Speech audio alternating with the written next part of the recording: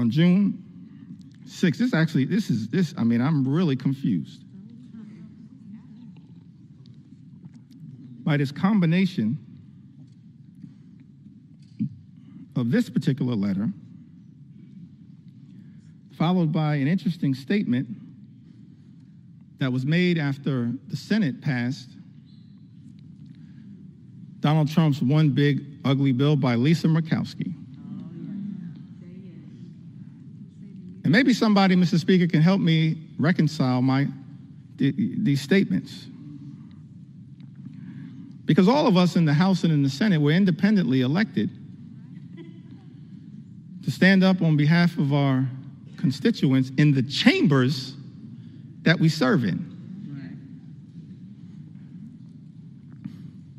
I'm going to get back to that point momentarily.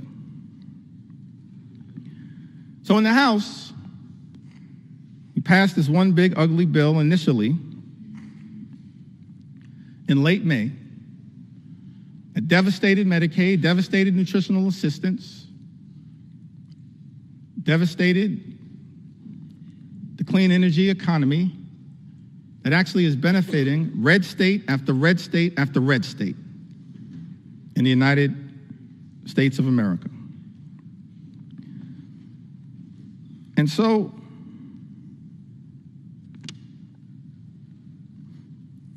members of the House Republican Conference wrote to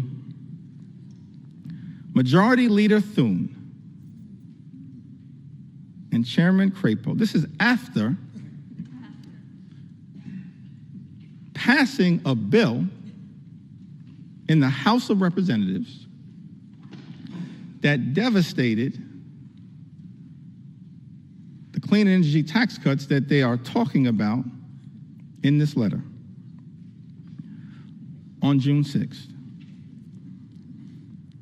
It says, as members of the House Republican Conference, we write to express our continued support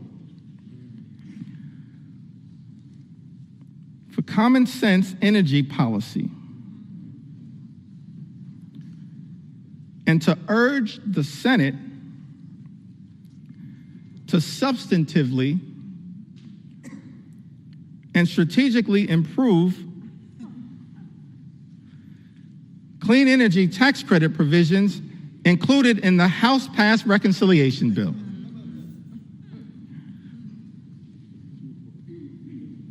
I mean, what is happening right now? Maybe I don't understand the legislative process. So in this letter,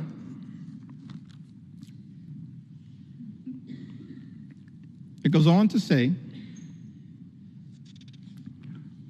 in relationship to a bill that every single signatory signed and voted for.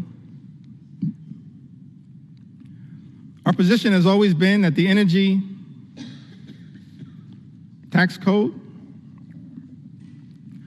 should be modernized in a way that promotes fiscal responsibility and business certainty. Fully realizing that balance requires improvements to the House-passed version of H.R. 1. We believe that the Senate now has a critical opportunity to restore common sense and deliver a truly pro-energy growth final bill that protects taxpayers while also unleashing the potential of U.S. energy producers, manufacturers, and workers. In other words, every single one of these signatories, Jen Kiggins, Brian Fitzpatrick, Juan Ciscomani, Nick LaLota, Mike Lawler, Andrew Garbarino, Don Bacon, Mark Amadei, Gabe Evans, Young Kim, David Valadeo,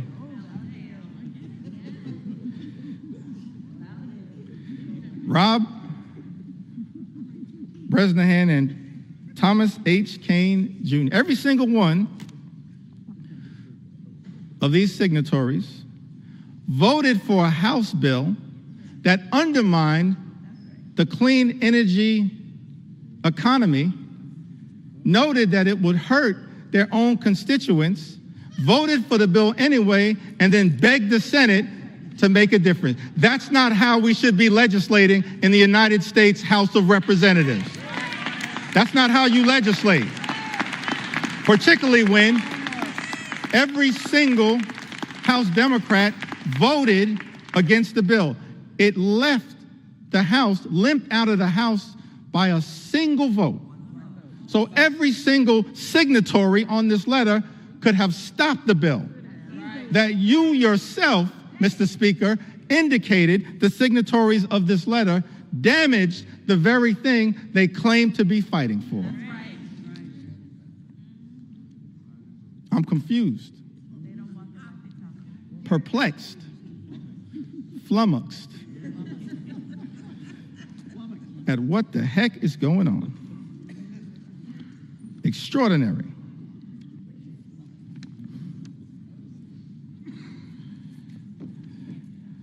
I mean, I'm just overwhelmed by the amount of correspondence. I had to just pick out the ones that were most extraordinary to make sure that they were entered into the record. The most recent one on the subject of Medicaid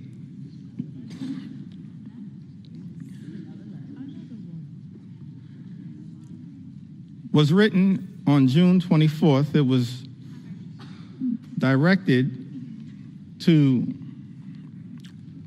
the Honorable John Thune, Majority Leader of the United States Senate, the Honorable Mike Johnson. Mr. Speaker, Speaker of the U.S. House of Representatives. I think it had, by my count, 16 members. No surprise, y'all. It was authored by David Valadao.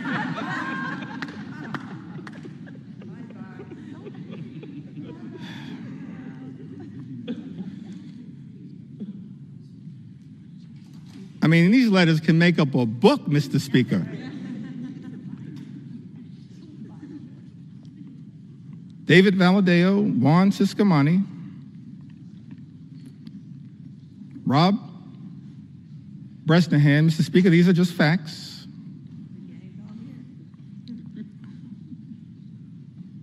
Chuck Edwards, Young Kim, Andrew Garbarino, Mike Lawler, Jen Kiggins, the gang is all here again.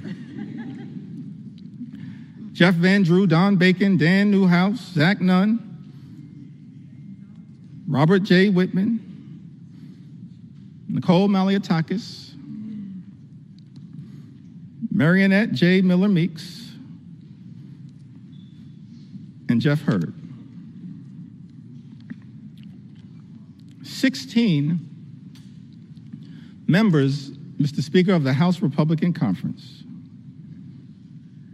In a letter written to you, Mr. Speaker, and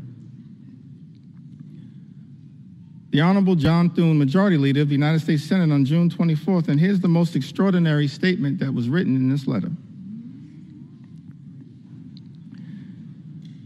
In the second to last paragraph, I think we call that the penultimate paragraph.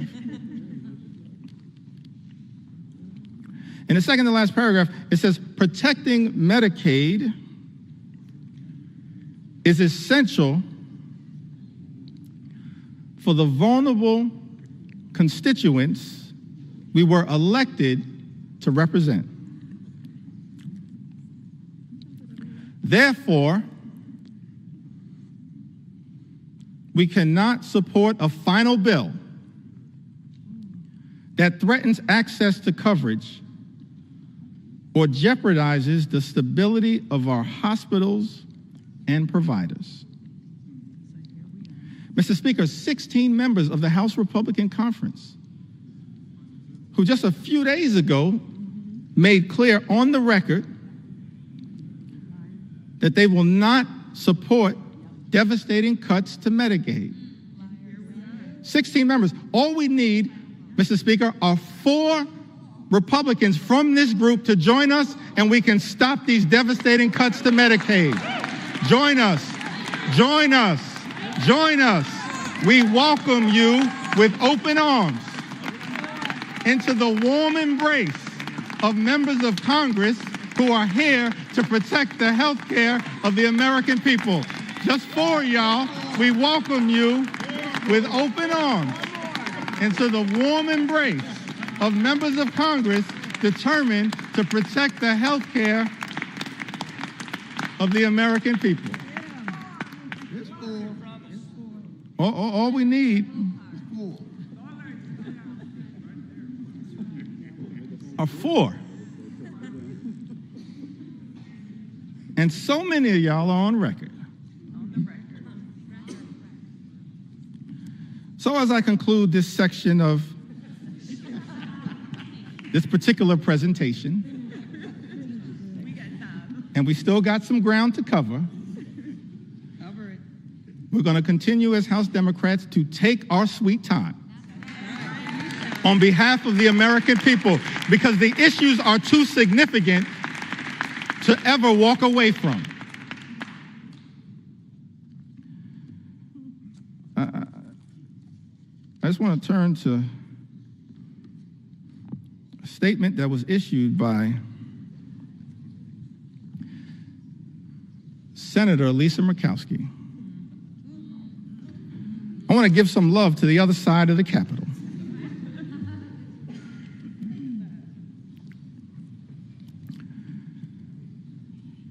And again, Mr. Speaker, these are just the words that were issued.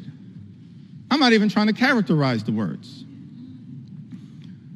But the American people need to hear these words from the people that were sent to Congress to protect their interests. Senator Lisa Murkowski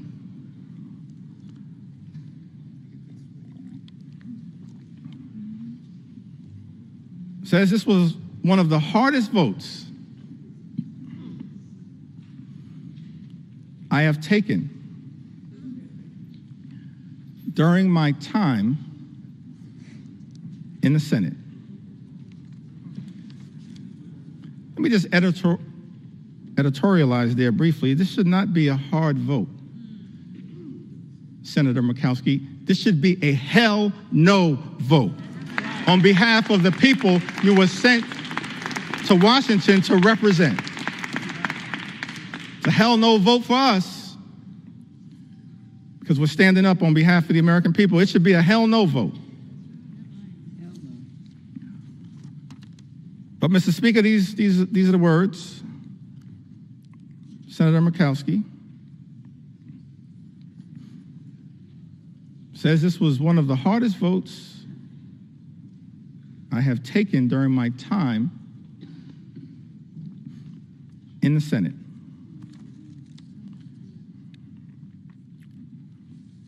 And then she keeps it real. As far as I can tell, she says, but let's not kid ourselves. This has been an awful process. Mr. Speaker, those are the words of a Republican senator, not us.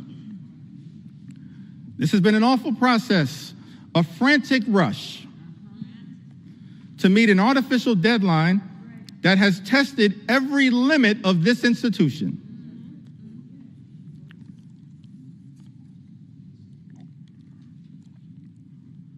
While we have worked to improve the present bill for Alaska,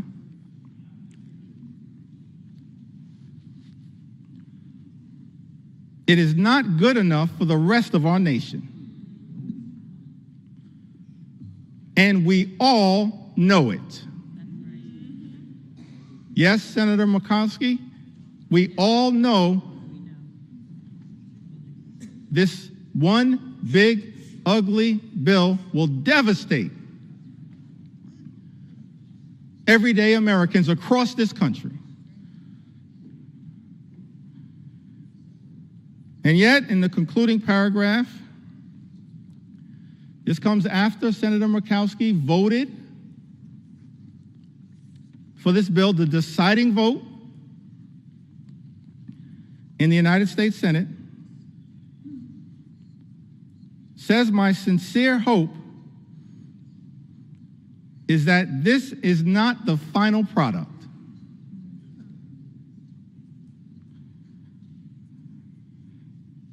This bill needs more work across chambers and is not ready for the president's desk.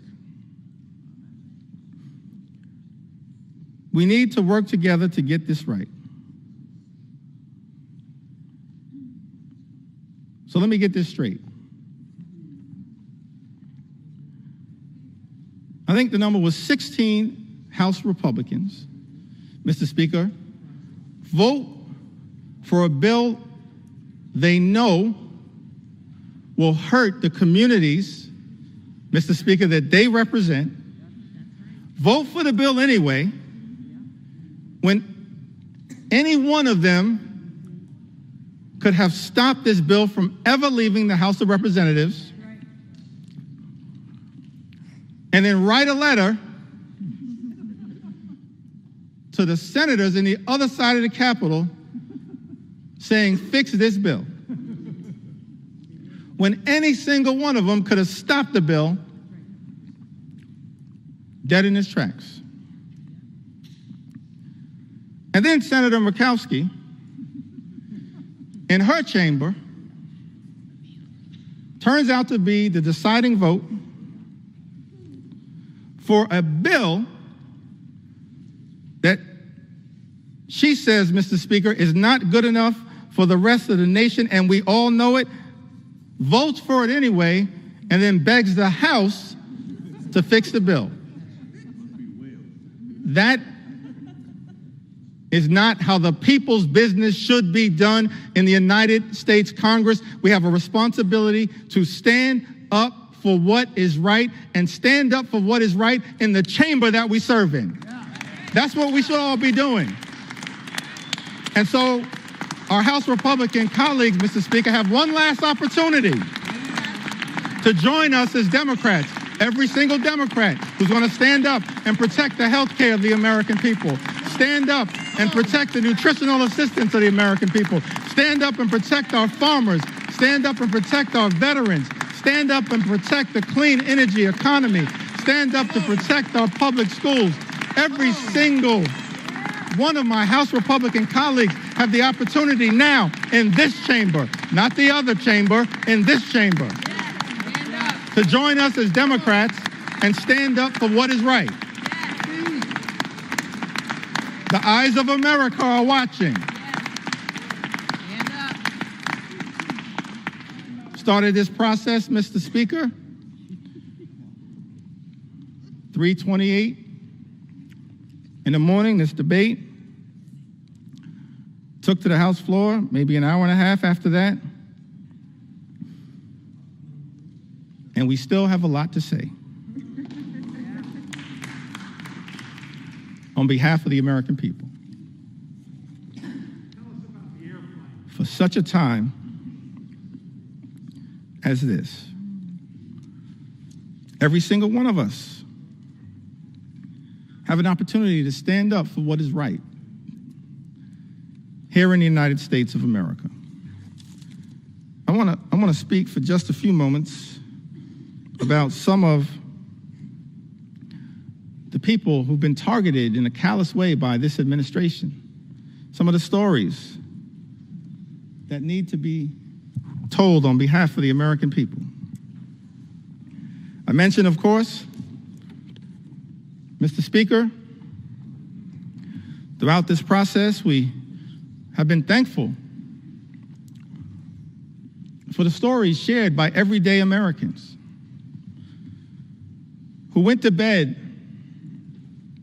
last night fearing the worst and have woken up this morning horrified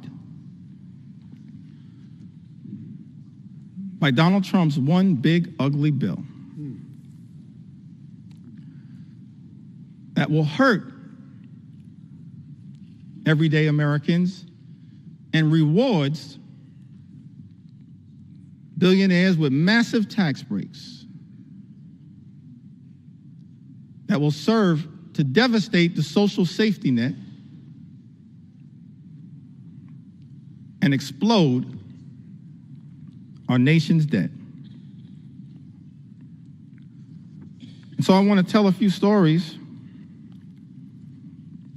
on behalf of our nation's veterans who've also written to us to share their concerns with this one big ugly bill. Victoria from Arizona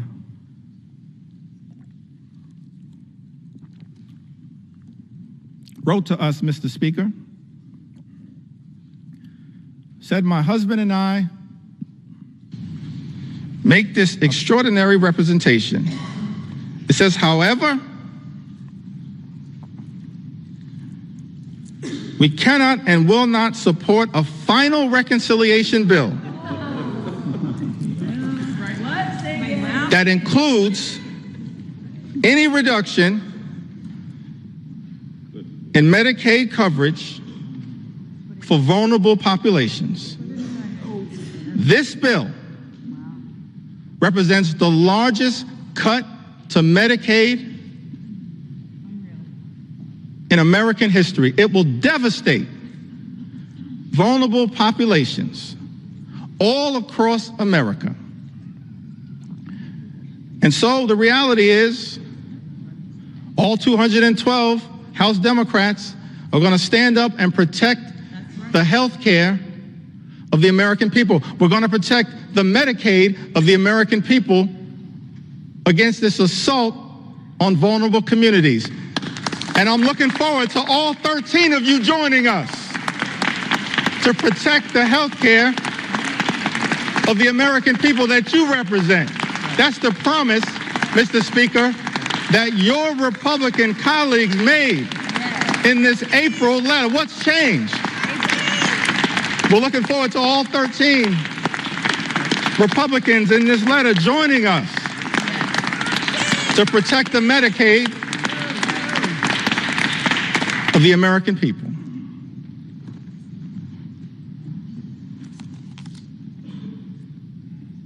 And you know, this SALT issue is also an interesting one.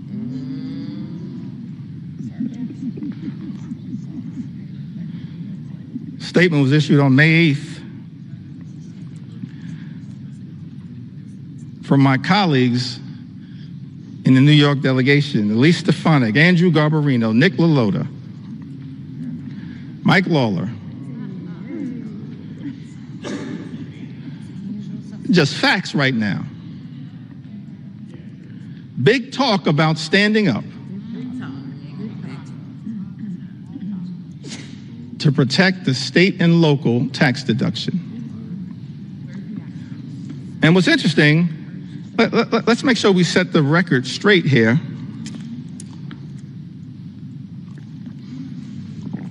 As to what happened to the state and local tax deduction, which impacts millions of hardworking American taxpayers all across the country, including in the districts represented by the individuals that I just named. The state and local tax deduction was decimated, Mr. Speaker, by Donald Trump, House Republicans, and Senate Republicans in 2017 in connection with the GOP tax scam that callously and unnecessarily imposed a $10,000 cap, wiping away thousands of dollars a year for hardworking American taxpayers. Republicans did that. Mr. Speaker, let's set the record straight. And so, Mr. Speaker, there are people in this chamber claiming to be saviors. Saving what? From the devastation that Republicans have wrought by decimating the state and local tax deduction? And you know what's interesting about this is that people who are against this claim that the state and local tax deduction is subsidizing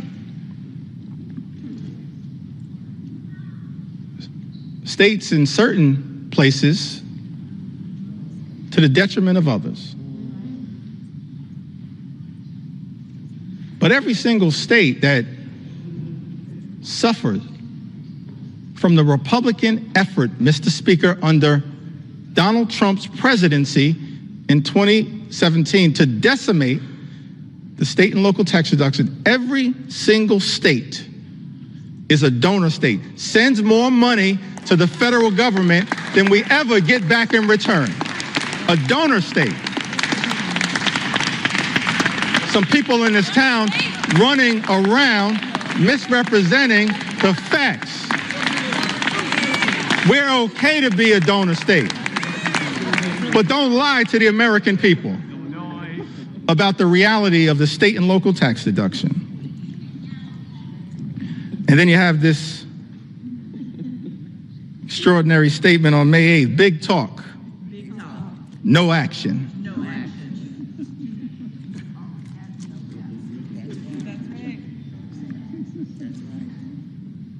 I guess in Texas they say all hat, no cattle.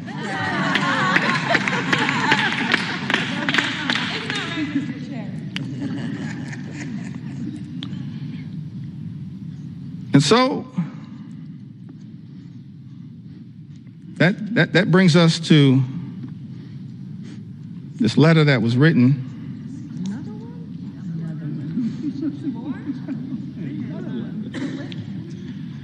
prolific writers. Mr. Speaker, in the House Republican Conference on June 6th. I'm really confused by this combination of this particular letter, followed by an interesting statement that was made after the Senate passed Donald Trump's one big ugly bill by Lisa Murkowski. And maybe somebody, Mr. Speaker, can help me reconcile these statements. Because all of us in the House and in the Senate were independently elected to stand up on behalf of our constituents in the chambers that we serve in. I'm going to get back to that point momentarily. So in the House, we passed this one big ugly bill initially in late May that devastated Medicaid, devastated nutritional assistance,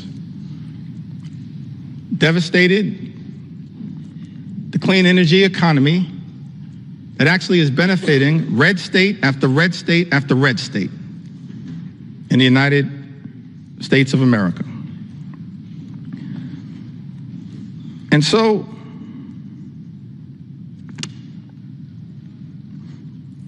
members of the House Republican Conference wrote to Majority Leader Thune and Chairman Crapo. This is after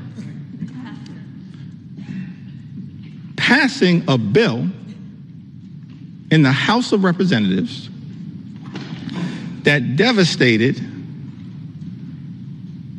the clean energy tax cuts that they are talking about in this letter. on June 6th. It says, as members of the House Republican Conference, we write to express our continued support for common sense energy policy and to urge the Senate to substantively and strategically improve clean energy tax credit provisions included in the House-passed reconciliation bill.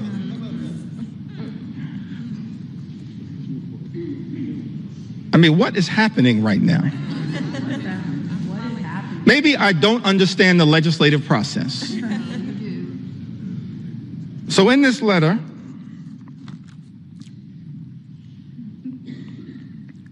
it goes on to say, in relationship to a bill that every single signatory signed and voted for. Our position has always been that the energy tax code should be modernized in a way that promotes fiscal responsibility and business certainty. Fully realizing that balance requires improvements to the House-passed version of H.R. 1. We believe that the Senate now has a critical opportunity to restore common sense and deliver a truly pro-energy growth final bill that protects taxpayers while also unleashing the potential of U.S. energy producers, manufacturers, and workers. In other words, every single one of these signatories, Jen Kiggins, Brian Fitzpatrick, Juan Ciscomani, Nick LaLota, Mike Lawler, Andrew Garbarino, Don Bacon, Mark Amadei, Gabe Evans, Young Kim, David Valadeo,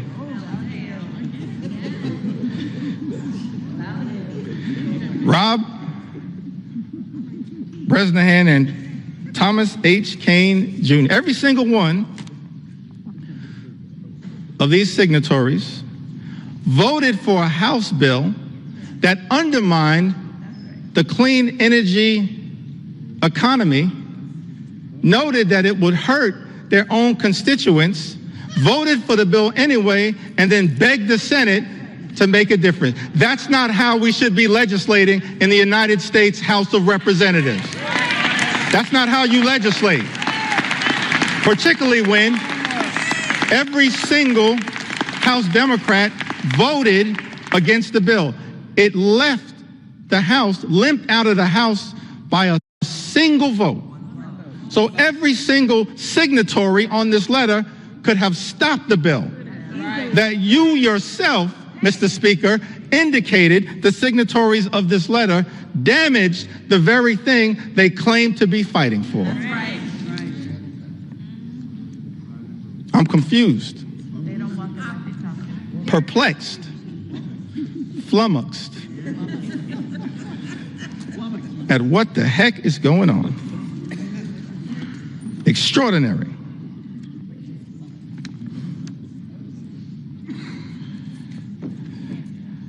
I mean, I'm just overwhelmed by the amount of correspondence. I had to just pick out the ones that were most extraordinary to make sure that they were entered into the record. The most recent one on the subject of Medicaid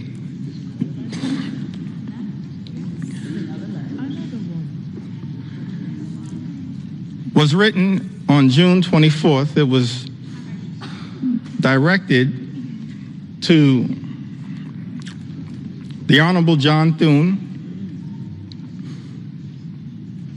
Majority Leader of the United States Senate, the Honorable Mike Johnson, Mr. Speaker, Speaker of the U.S. House of Representatives, I think it had, by my count, 16 members. No surprise, y'all. It was authored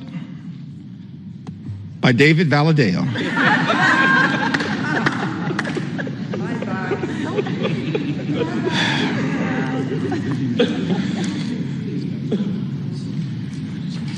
I mean, these letters can make up a book, Mr. Speaker.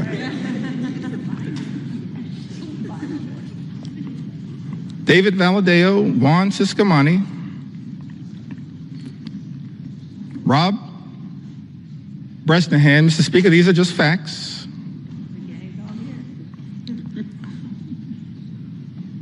Chuck Edwards, Young Kim, Andrew Garbarino, Mike Lawler, Jen Kiggins, the gang is all here again. Jeff Van Drew, Don Bacon, Dan Newhouse, Zach Nunn, Robert J. Whitman, Nicole Maliatakis, Marionette J. Miller Meeks, and Jeff Hurd. 16 members, Mr. Speaker, of the House Republican Conference. In a letter written to you, Mr. Speaker, and the Honorable John Thune, Majority Leader of the United States Senate, on June 24th, and here's the most extraordinary statement that was written in this letter. In the second to last paragraph, I think we call that the penultimate paragraph. In the second to last paragraph, it says, protecting Medicaid is essential for the vulnerable constituents we were elected to represent. Therefore, we cannot support a final bill that threatens access to coverage or jeopardizes the stability of our hospitals and providers. Mr. Speaker, 16 members of the House Republican Conference, who just a few days ago made clear on the record that they will not support devastating cuts to Medicaid. 16 members. All we need, Mr. Speaker, are 4 Republicans from this group to join us, and we can stop these devastating cuts to Medicaid. Join us. Join us. Join us. We welcome you with open arms into the warm embrace of members of Congress who are here to protect the health care of the American people. Just 4 y'all, we welcome you with open arms into the warm embrace of members of Congress determined to protect the health care of the American people. It's 4. All we need are 4. And so many of y'all are on record. So as I conclude this section of this particular presentation, and we still got some ground to cover, we're going to continue as House Democrats to take our sweet time on behalf of the American people, because the issues are too significant to ever walk away from.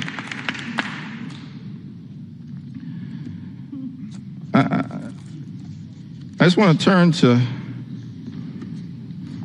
a statement that was issued by Senator Lisa Murkowski. I want to give some love to the other side of the Capitol.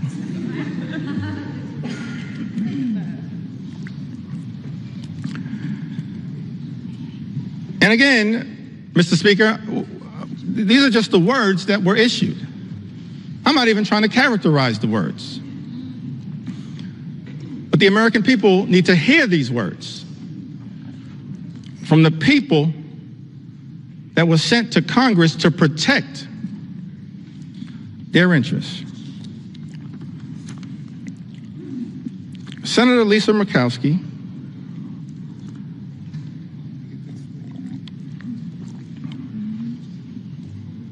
says this was one of the hardest votes I have taken during my time in the Senate.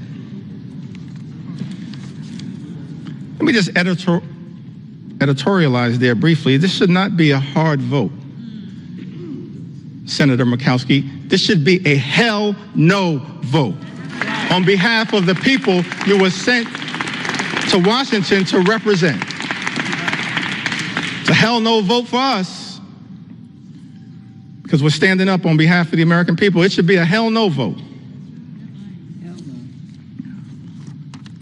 But, Mr. Speaker, these are the words. Senator Murkowski says this was one of the hardest votes I have taken during my time in the Senate.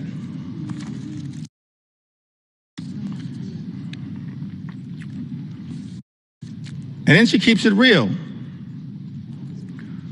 As far as I can tell, she says,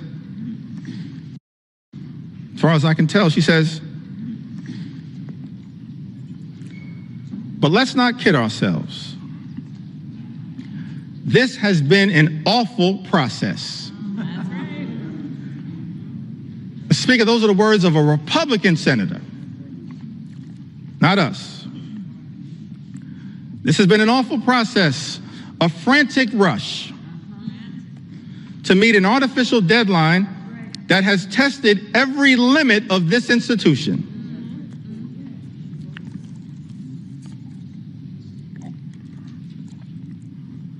While we have worked to improve the present bill for Alaska,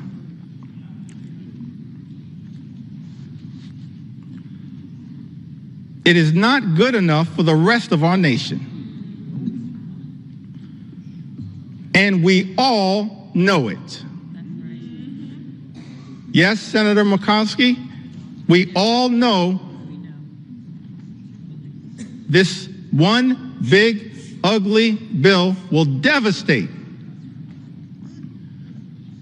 everyday Americans across this country. And yet, in the concluding paragraph, this comes after Senator Murkowski voted for this bill, the deciding vote in the United States Senate, says my sincere hope is that this is not the final product.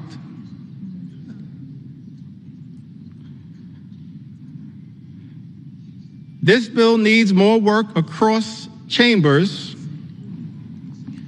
and is not ready for the president's desk. We need to work together to get this right. So let me get this straight. I think the number was 16 House Republicans, Mr. Speaker, vote for a bill they know will hurt the communities, Mr. Speaker, that they represent. Vote for the bill anyway, when any one of them could have stopped this bill from ever leaving the House of Representatives,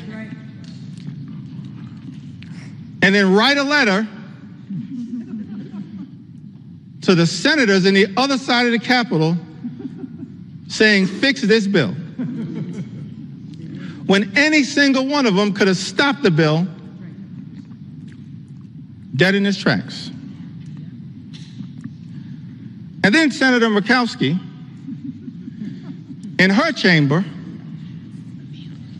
turns out to be the deciding vote for a bill that she says, Mr. Speaker, is not good enough for the rest of the nation, and we all know it, votes for it anyway, and then begs the House to fix the bill.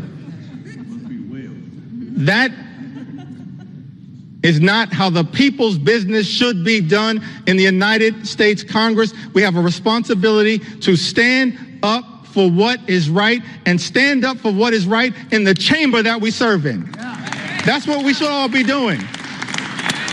And so our House Republican colleagues, Mr. Speaker, have one last opportunity to join us as Democrats. Every single Democrat who's going to stand up and protect the health care of the American people, stand up and protect the nutritional assistance of the American people, stand up and protect our farmers, stand up and protect our veterans, stand up and protect the clean energy economy, stand up to protect our public schools. Every single one of my House Republican colleagues have the opportunity now in this chamber, not the other chamber, in this chamber, to join us as Democrats and stand up for what is right. The eyes of America are watching. Started this process, Mr. Speaker, 3:28 in the morning, this debate. Took to the House floor, maybe an hour and a half after that. And we still have a lot to say. On behalf of the American people. Tell us about the airplane. For such a time as this, every single one of us have an opportunity to stand up for what is right here in the United States of America. I want to speak for just a few moments about some of the people who've been targeted in a callous way by this administration. Some of the stories that need to be told on behalf of the American people. I mentioned, of course, Mr. Speaker, throughout this process, we have been thankful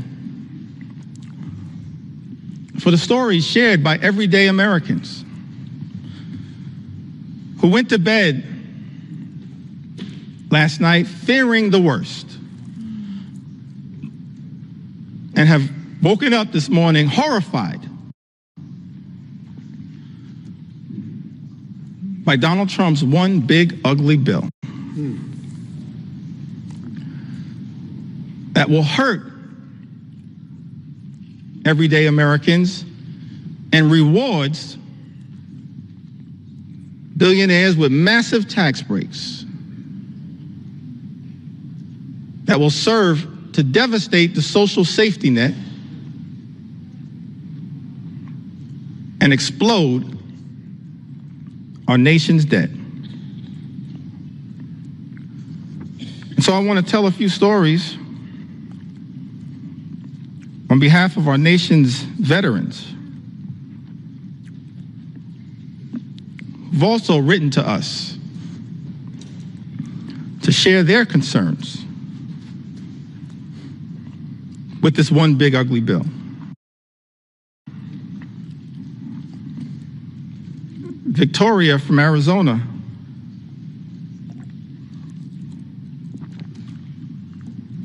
wrote to us, Mr. Speaker, said, "My husband and I are patriots. We are both Army veterans who were disabled as a result of our service.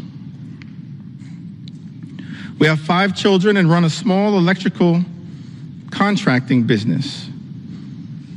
We live on a fixed income and, like most families, have struggled with rising costs.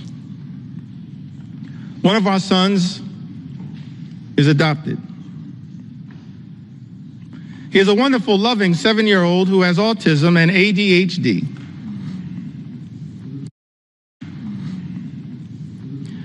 qualifies for Medicaid because he was adopted, and it has been the saving grace for his health and well-being. Medicaid is the reason we were able to get his formal diagnosis of his autism and ADHD. It also covers his regular doctor's visits and dental care. We use Medicaid to access in-home therapy for him, and it was a huge help. Slashing Medicaid will have especially dire consequences for rural communities like ours. Forcing hospitals to close. Health resources are already slim in our area. And in this Army veteran rights, President Trump is causing enormous stress and hardship for families like mine. He and his billionaire friends don't need more tax breaks. It's outrageous. The last thing we should even be considering is cutting Medicaid. These programs are lifelines. We agree with you, Victoria. She lives in Arizona's 6th Congressional District. Mr. Speaker, currently represented by Congressman Juan Ciscomani. Troy, another veteran, lives in California, Mr. Speaker. Lives in a district currently represented by Jay Obernolte. That's California's 23rd congressional district, I believe. He writes to us and says, I was in the U.S. Army and went to Kosovo in 2001, Iraq in 2003, and 2005. I depend on the VA as I am too disabled to work. I depend on VA health care. My children are now on Medicaid. I have worked from when I was 14.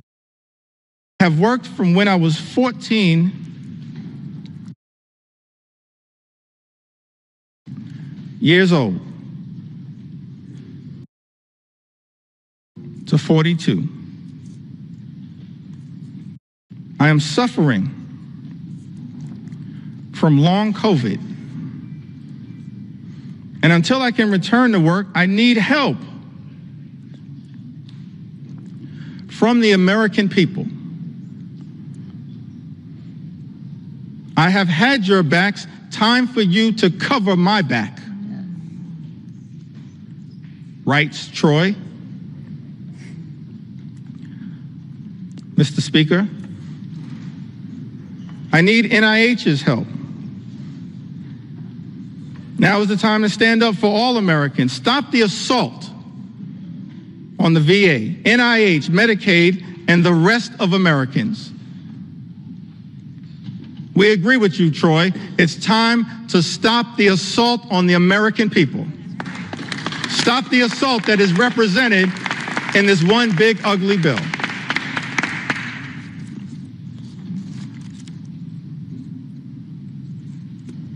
Christy, another veteran, wrote to us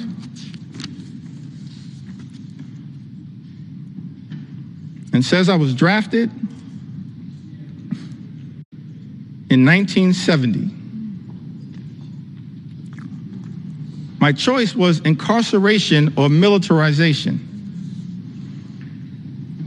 So I enlisted in the Navy and became a Navy corpsman serving on the USS Long Beach, CGN-9. and her Marine detachment, where I was assigned to the 3rd Marines, 1st Medical Battalion. I was blessed. I lived through 2 tours, giving medical care to my shipmates. Every other day, I was assigned to flight ops to transfer or pick up the wounded and dead Marines from shore to ships waiting offshore about 8 miles. I hated the smells of war. This veteran writes, death and misery were my constant companions. The war left me unsettled, mentally and morally corrupt. For 50 years, I have suffered with my PTSD, which went undiagnosed for years. After 12 years of VA therapy and working hard for my soul to be repaired, I find myself living alone and isolating from others. And I am one of the lucky ones, thanks to the care I have received from the VA. Veterans pouring out their heart and their soul, sharing their anxiety with all of us, urging this Congress to do something, to stand up on behalf of the veterans who are going to be hurt by this one big ugly bill. Devastated by this one big ugly bill.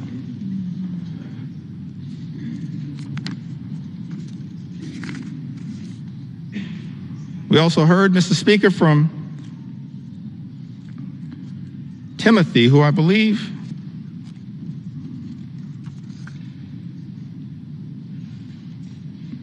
may have written to us from the Commonwealth of Kentucky. He says, my name is Timothy,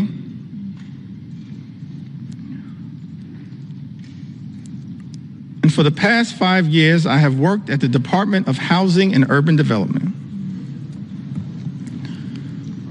in field policy and management, the Department of Housing and Urban Development that was once led so ably by our former colleague, Congresswoman Marcia Fudge, and now has been taken in a very different direction. Timothy writes, in this role, I've educated the community about HUD's programs such as FHA loans and housing counseling that allow people to purchase homes. Affordable rental housing that help people pay their rent, and homeless services that help people find shelter and leave the streets. I have worked with internal data that focused on improving our programs.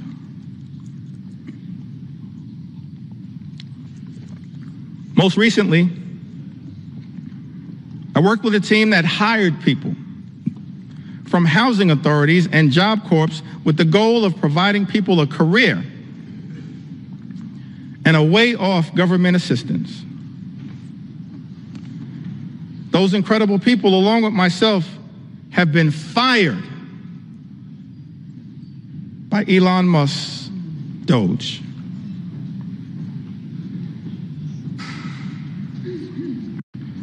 My entire professional career, I've taken jobs that I considered bigger than me. I served in the military, both enlisted and as an officer. I deployed.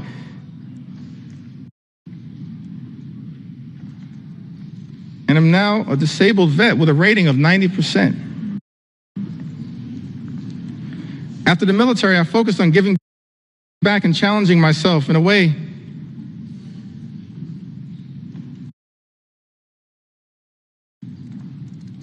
while continuing a job that was bigger than myself. So I joined the Peace Corps. Served in Ukraine for years, working as a youth development volunteer. Now as a HUD employee, I'm being fired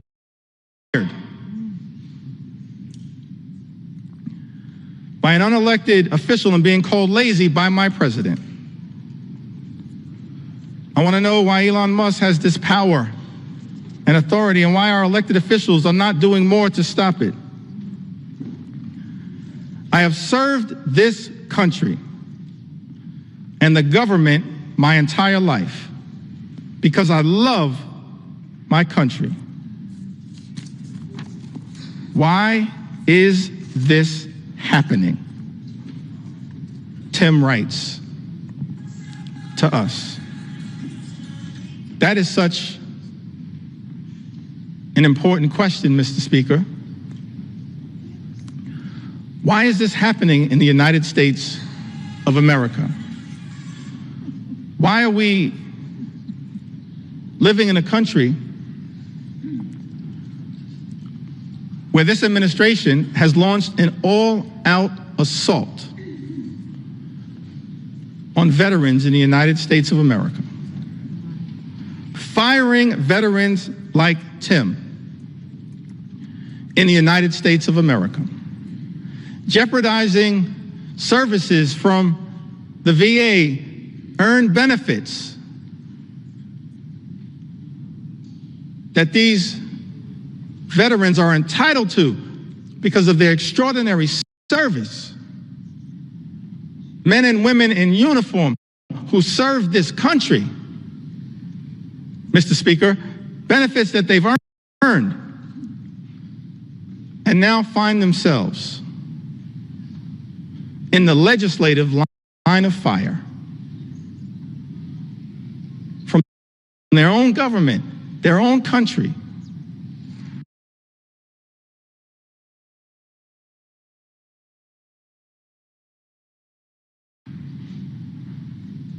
And stand to be hurt in such an extraordinary way by this extreme Republican budget, this one big, ugly bill. We're here on the House floor, Mr. Speaker, to say to Tim and every single veteran who put on the uniform, every single man and woman who served this country, we will not abandon you in your hour of need. Right. We're going to stand up for every single veteran in this great country and make sure that the veterans of the United States of America are treated with the dignity and respect that you deserve. That is our promise to each and every veteran in the United States of America, and that's why, Mr. Speaker, we stand in strong opposition to Donald Trump's one big ugly bill. Yes, right. An all-out assault. Here in the United States of America, an extraordinary assault. An assault on the economy, an assault on our veterans, an assault on farm country, an assault on healthcare, an assault on nutritional assistance. And of course, this one big ugly bill and the Trump administration, I wish it was not so. Because at the beginning of this Congress, Mr. Speaker, I stood right where you stand right now.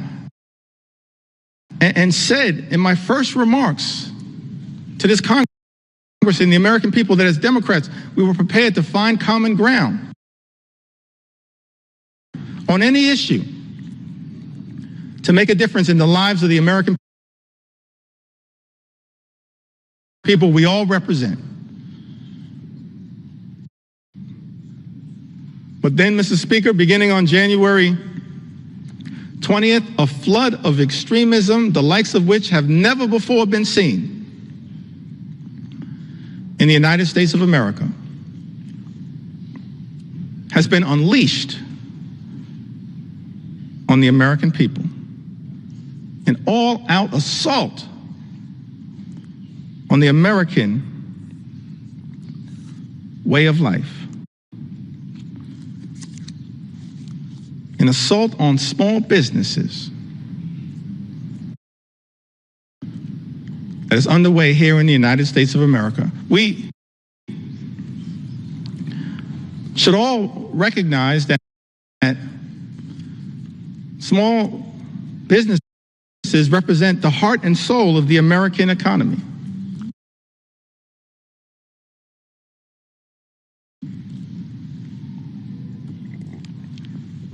And if we're going to stand up for any group of people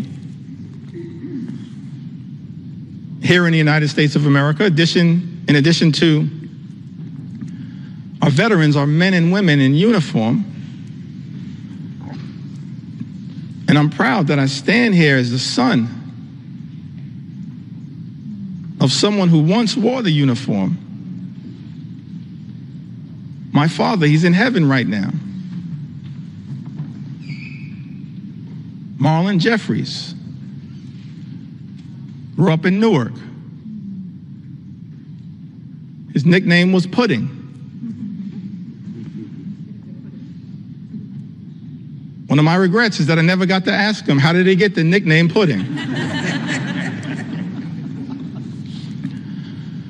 But he left Newark as a high school graduate and put the uniform on, enlisted in the Air Force, and served in Germany during the Cold War. We have to stand up for our veterans, stand up for small businesses. And we've heard a lot throughout this process about concerns from small business entrepreneurs here in the United States of America. Heard from Mercedes, lives in the great state of Colorado.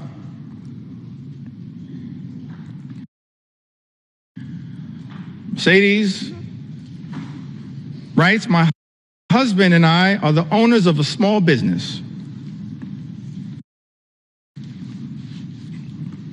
Without the ACA,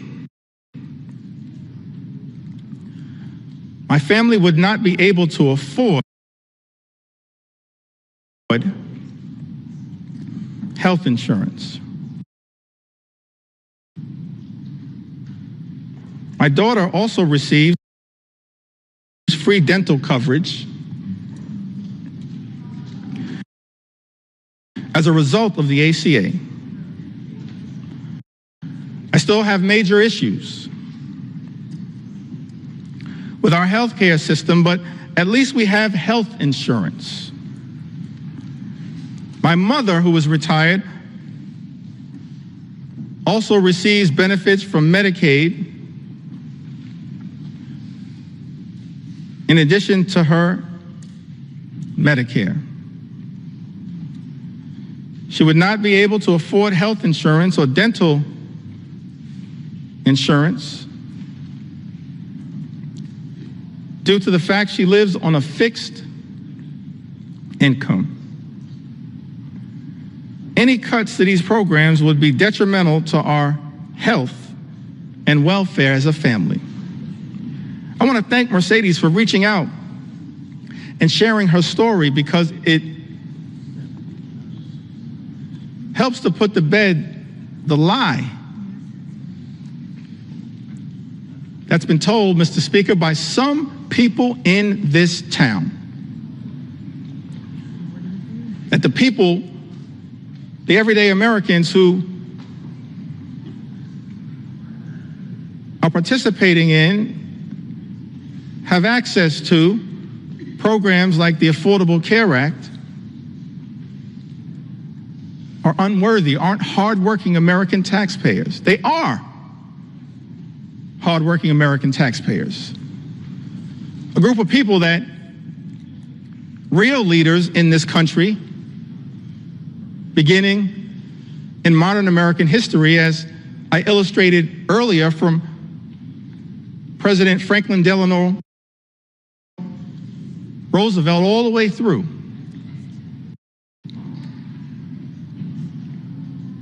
our most recent president, who we served with in the last Congress, have recognized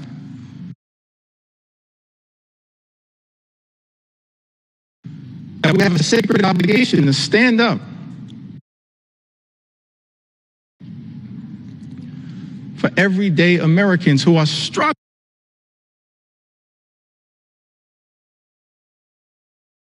right now, including our small business entrepreneurs, the heart and soul of the American economy, who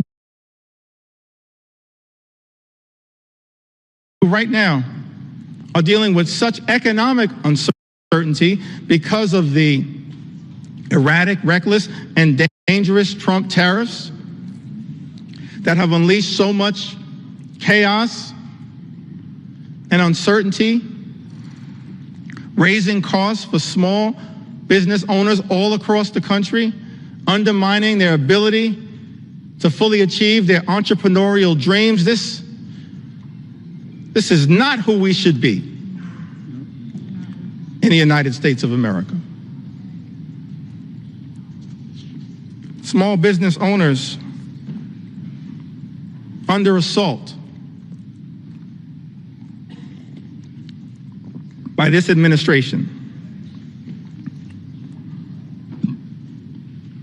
And there's a target on the back of many of these small business owners as a result of this one big ugly bill. Janice wrote to us. She's from the great state of Michigan, the heartland of our country. So thankful to all the members of the Michigan delegation and what they represent. Janice, however, she resides, Mr. Speaker, in the 7th Congressional District, represented by Congressman Tom Barrett.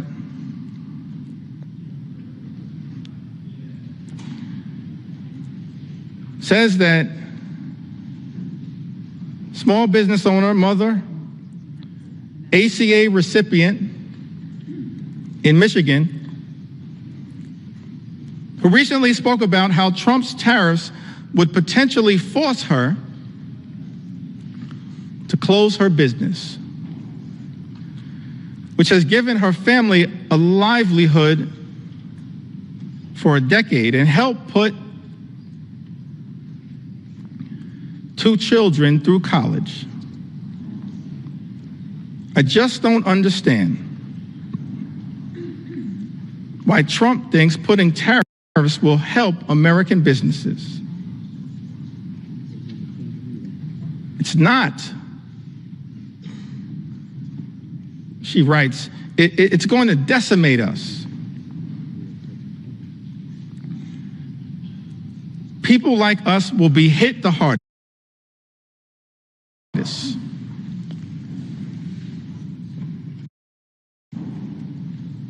But then Janice shows the great resolve of the American people, the great spirit of resilience of the American people, the refusal to run away from difficult circumstances. Janice writes, people like us will be hit the hardest.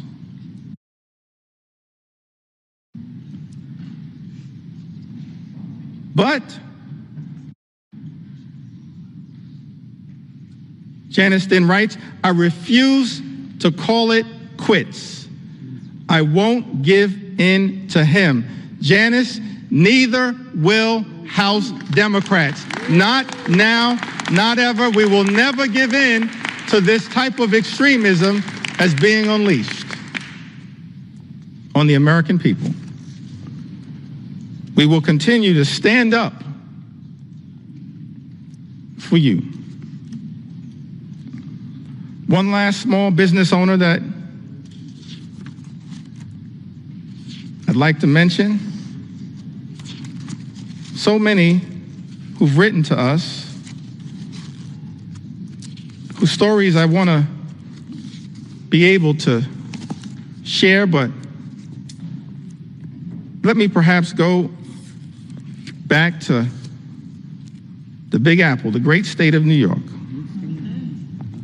But let me also say to the American people, one of the ways in which we've received all of these stories, and we urge you to continue to share these stories from all across the land. You can share your story with us at democraticleader.house.gov/share your story. democraticleader.house.gov/share your story. We want to hear from the American people as to how we can best represent your interests.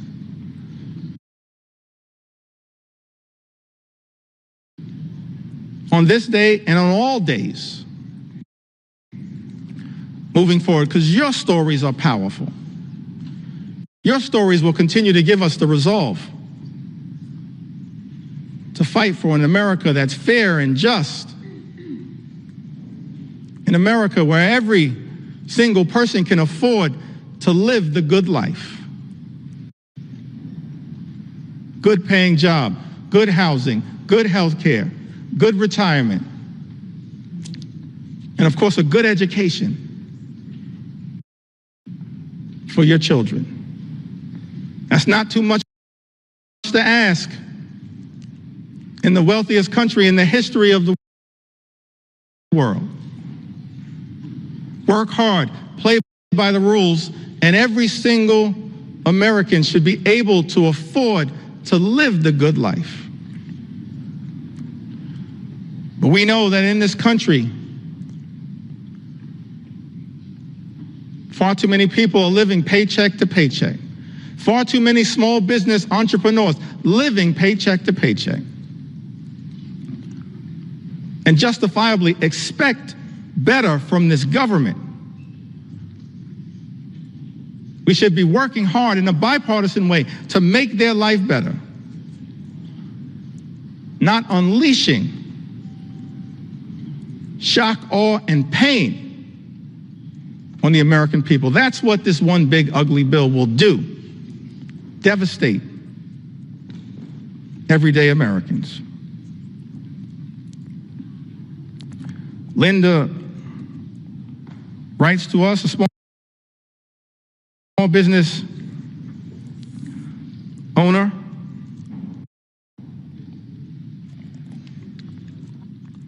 I believe she's from the North Country, lives in New York's 21st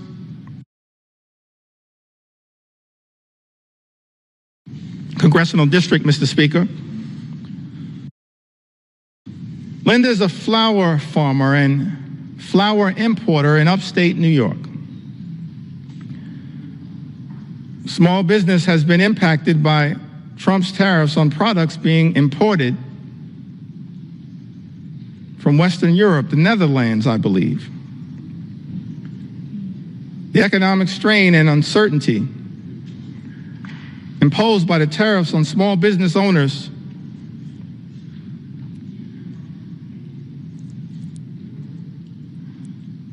operating on slim margins has caused Linda and her customers to incur additional expenses.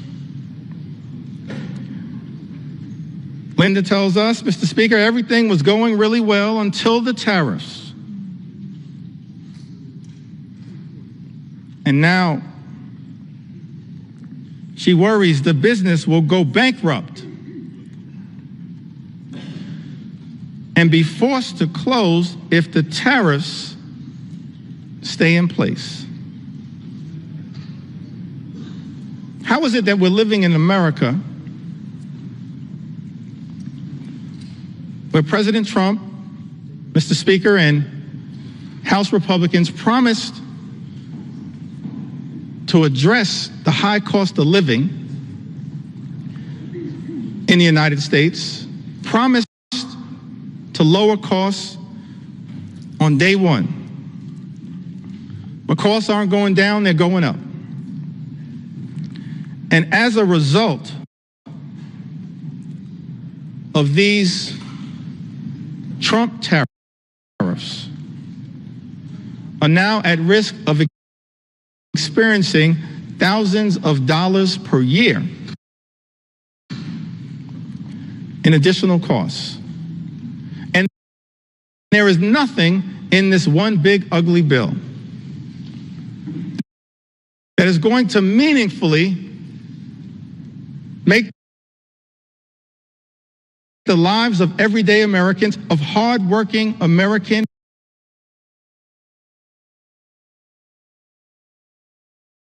taxpayers, of working class folks, of middle class folks, of all those Americans who aspire to be part of the middle class, of the poor and the sick and the afflicted. Nothing in Donald Trump's one big ugly bill that will meaningfully make their life more affordable. An all-out assault on the economy. We're dealing with an all-out assault on health care, on Medicaid, on the Affordable Care Act, on the Children's Health Insurance Program. All-out assault on the care, Mr. Speaker, being provided by Planned Parenthood, the medical care being provided by Planned Parenthood that is jeopardized in this very bill. All-out assault on hungry children, on hungry veterans, and on hungry seniors, millions of people who will lose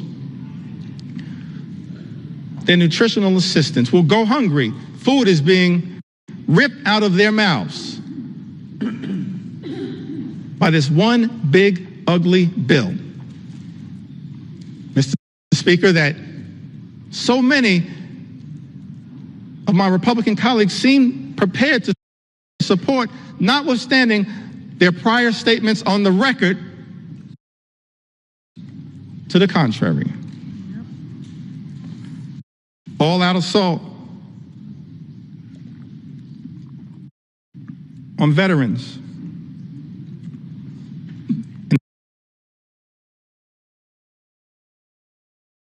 An all-out assault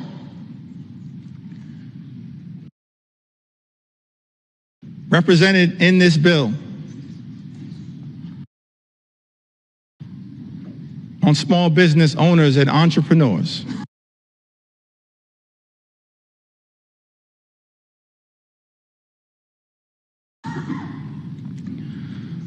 Who are the heart and soul of our economy.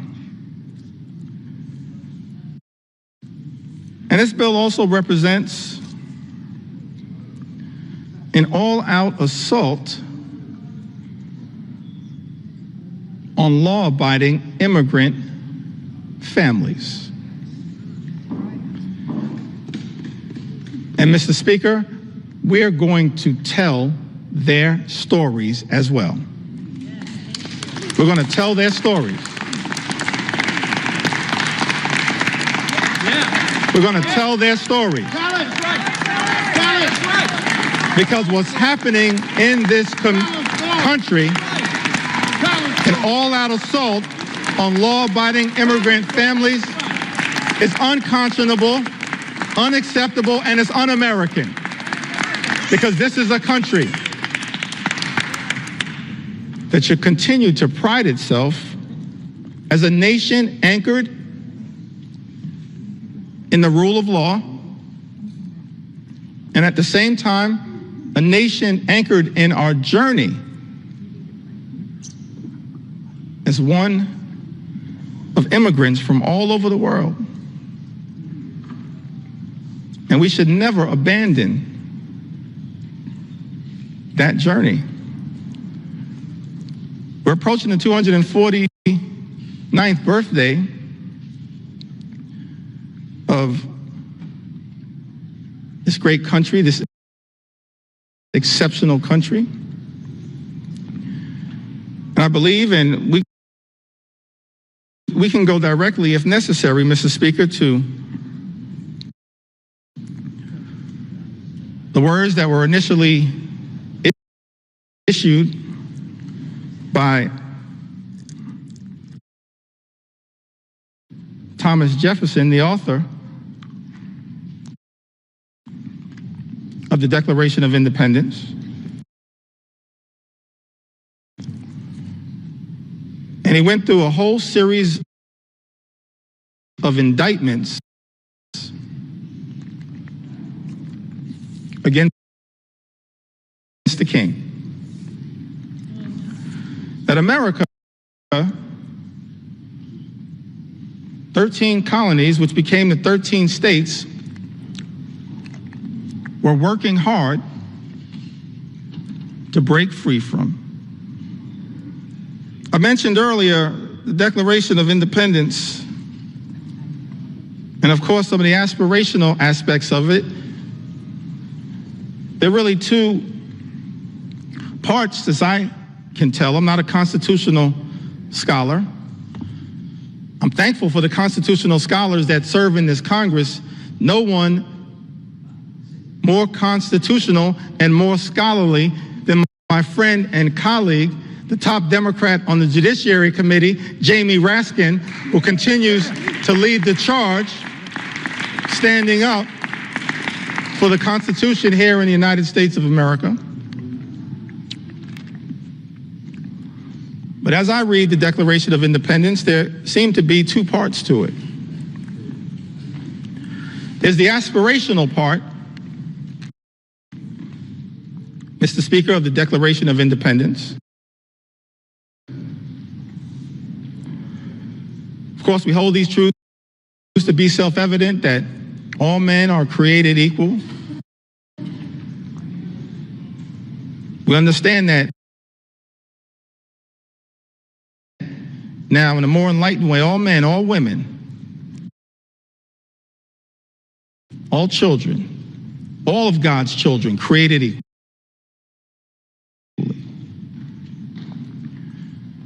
That they are entitled to certain unalienable rights.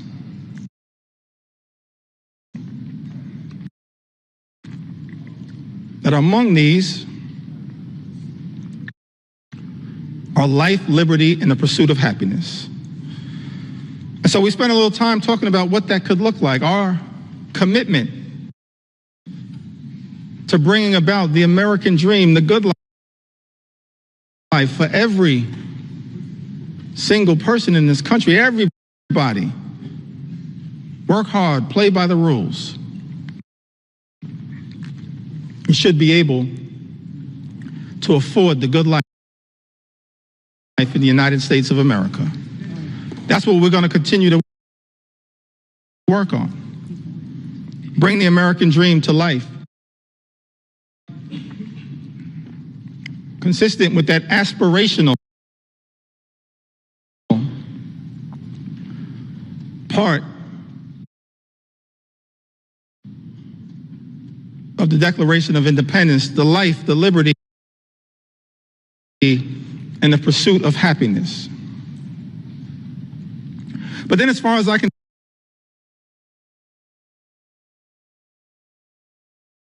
tell, it was also a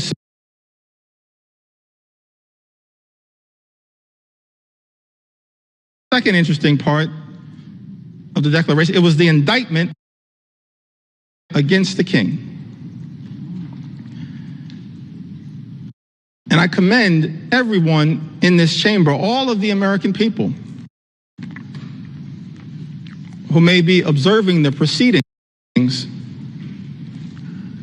the House of Representatives, particularly as we approach July 4th, to read that Declaration of Independence. Perhaps I may even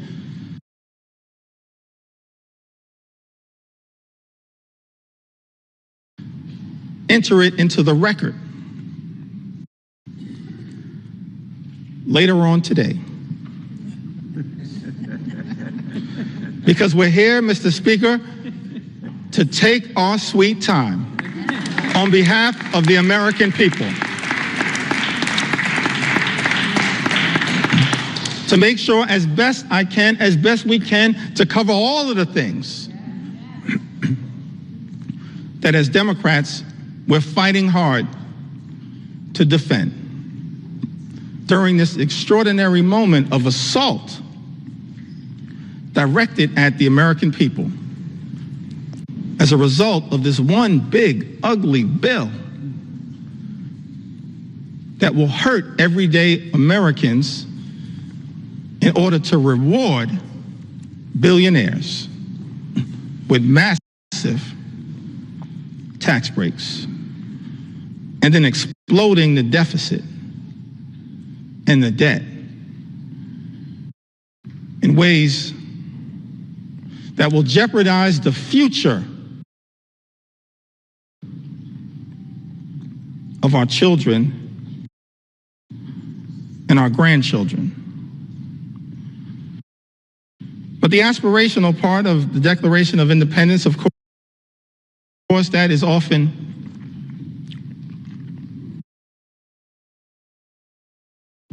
famously quoted. But then if you read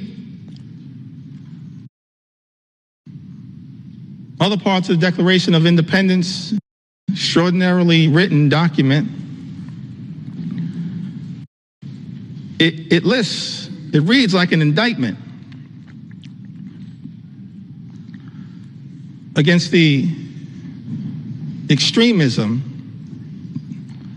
of the king. It reads like an indictment against the kings. I think of King George.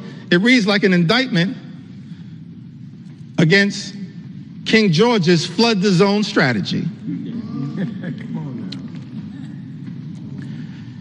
It reads like an indictment against King George's shock and awe strategy. It reads like an indictment against what I think may have been called Project 1775, which is what brought us to Project 1776. And you look at this indictment, and one of the things it alludes to, it talks about, is the notion of the king's effort to stop the assimilation of people from other parts of the world into the United States of America. So we understand that from the very beginning of this great country, there was a recognition, of course, of the importance of immigration to the success and vitality of the United States of America.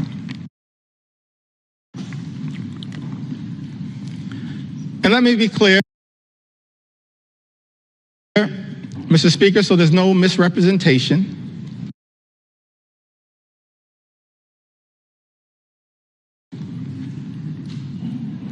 As House Democrats, we understand the importance, the urgency of securing the border.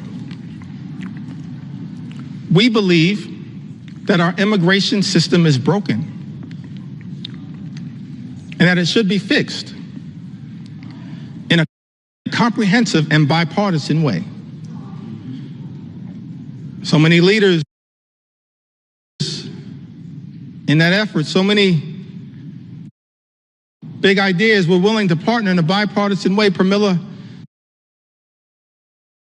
Jayapal, Linda Sanchez, Adriano Espaillat, Tom Swazi, so many others. Veronica Escobar, we want to partner to fix our broken immigration system in a bipartisan and comprehensive way. Secure our border.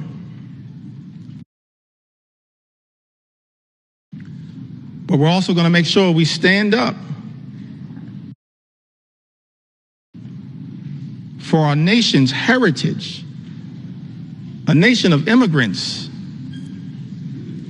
which continues to this very day. It's an important part of American exceptionalism, and as far as I can tell, in my reading of the original document, the writings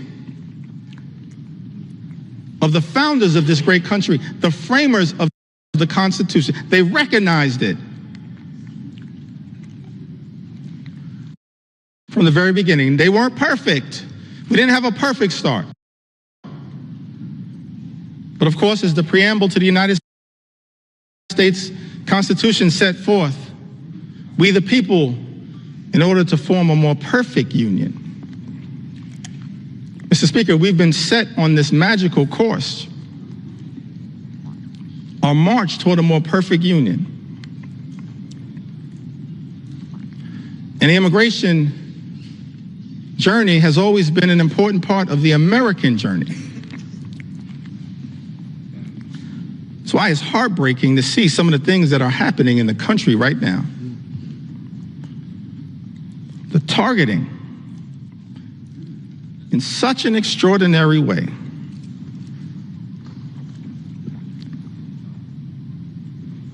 Of law-abiding immigrant families, including American citizens. How can this be in the United States of America?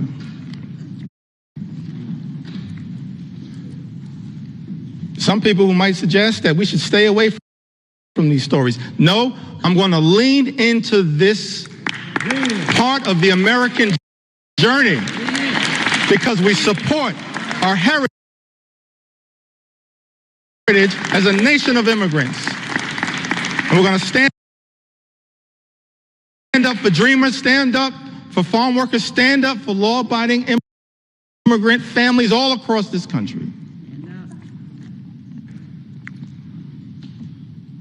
U.S. citizen children have been deported, Mr. Speaker.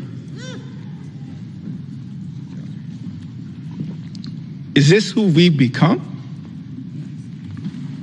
in the United States of America? How can this be? This is extraordinary. 2-year-old American named Manu Borges Santos was born in Fort Lauderdale, Florida, in September of 2022. February, she was taken into custody in Florida alongside her mother and father, both of whom were undocumented. And as a result of this situation, 2-year-old Manu was deported to Brazil. Because of the Trump administration, Manu, a U.S. citizen, only 2 years old, is now effectively stateless. Manu is not a citizen or resident of Brazil. It's a 2-year-old girl, an American citizen.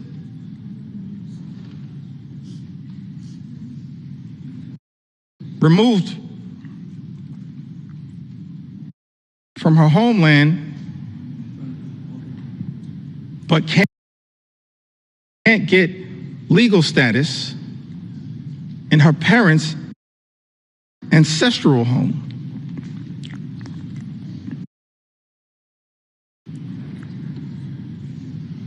And as a result of her inability to get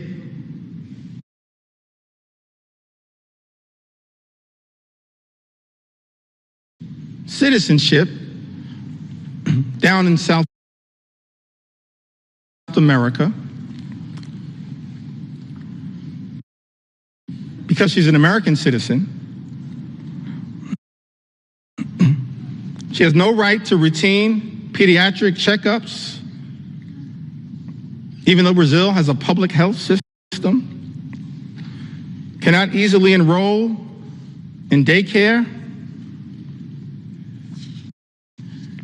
and finds herself in an untenable situation.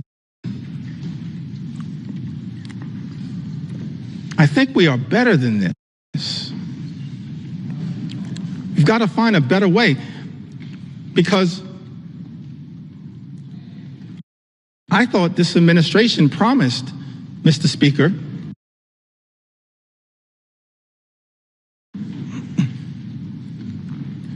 to target violent felons, not 2-year-old American citizens. That's unacceptable, as far as I can tell, in the United States of America. Target violent felons all you want. We support that. They should be deported. But why are resources being spent targeting 2-year-old American children? That's not American. And I don't believe the American people support that, Mr. Speaker. That's not what this country should be all about. Manu wasn't the only one. The only American citizen who's been targeted by the deportation machine, a deportation machine that will be unleashed on steroids by this one big ugly bill. We know that, in fact, is the case. That's not hyperbole. It's not a hypothetical. It's not hype. J.D. Vance told us the other day, don't worry about the cuts to Medicaid. Don't worry about the fact that this is the largest cut to Medicaid in American history. Don't worry about the fact that millions of Americans, more than 17 million Americans, will lose their health care, and many more will experience higher premiums, co-pays, and deductibles, whose life will measurably get worse as a result of this one big ugly bill.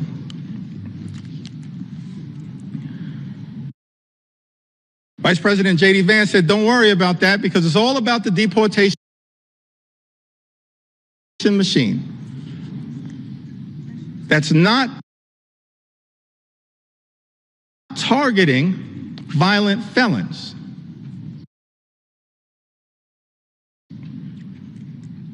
Apparently, much of what has been unleashed on the American people targeting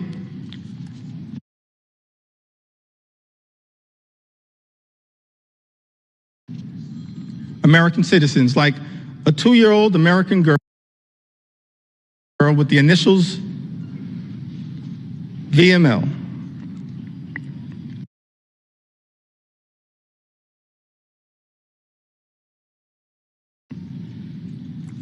Who was deported alongside her mother and sister to Honduras without any meaningful due process. VML was taken into custody by ICE on April 22nd.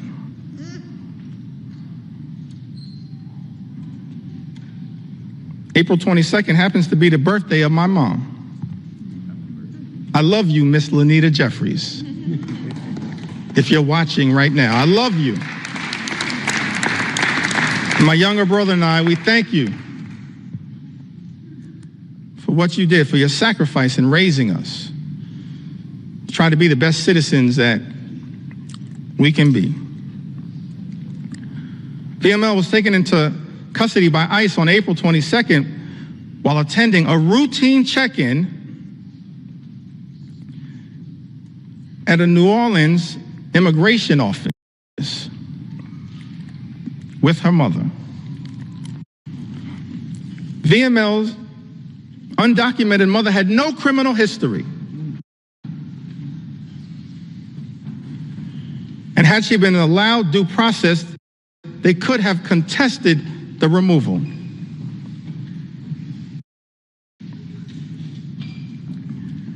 Instead, this 2-year-old American citizen was never given a chance to exercise her rights.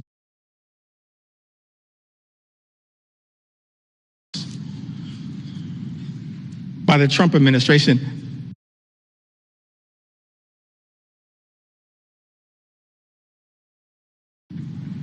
That is not who we are. We are better than this in the United States of America.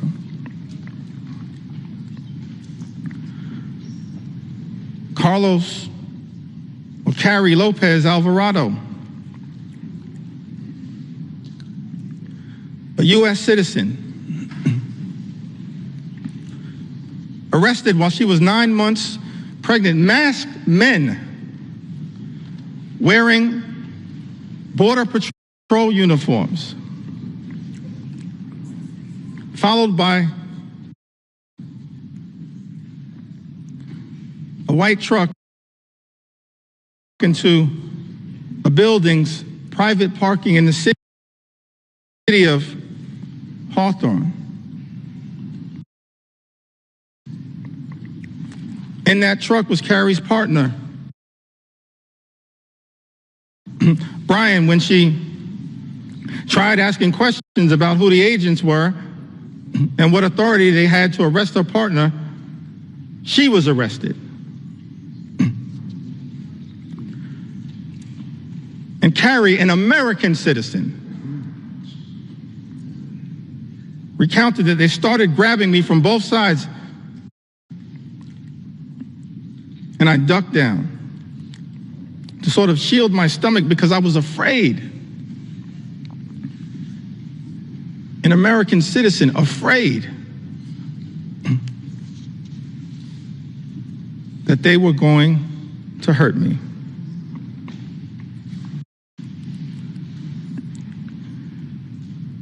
She told them her due date. She was 9 months pregnant.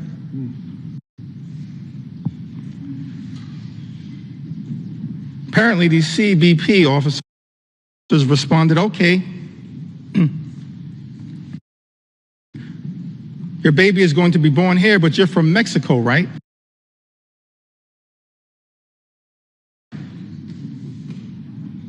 They were wrong. They were detaining an American citizen.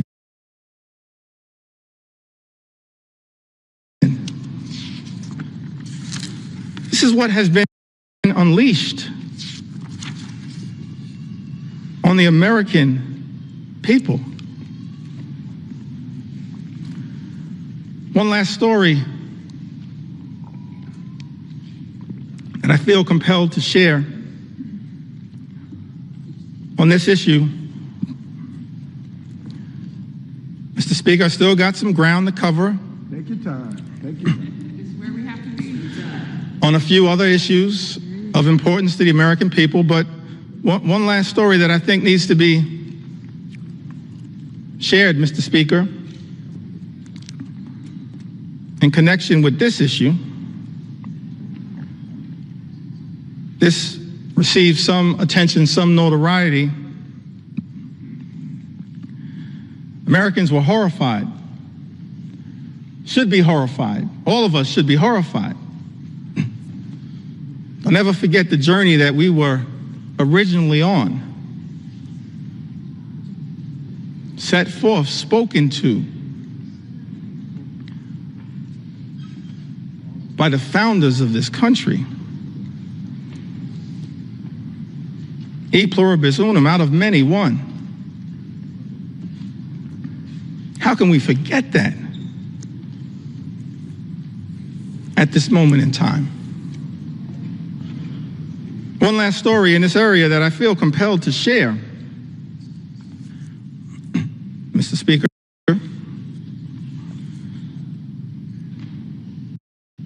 Story of Narciso Barranco, 48-year-old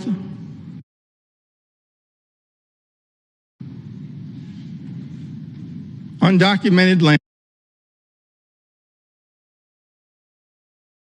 landscaper.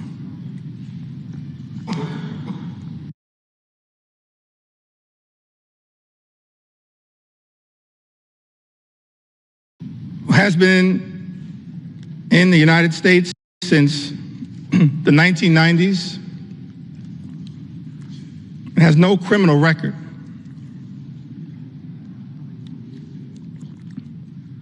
Here's the thing that got me about this story. Caused me to ask the question about this particular moment, the type of deportation machine that has been unleashed on the American people. Narciso, this landscaper, raised 3 American sons, all of whom became Marines, 2 of whom are currently, Mr. Speaker, on active duty Marines.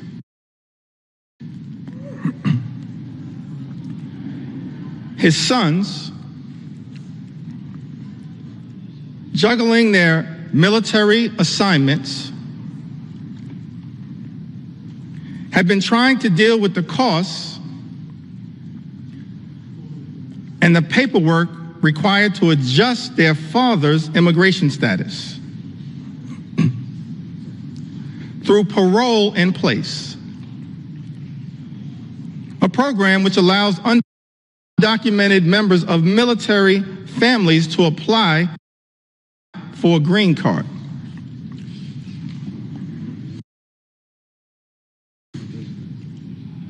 But these men in uniform, juggling their military assignments, had not gotten there yet. So after 3 decades, living, working, and raising a family of patriots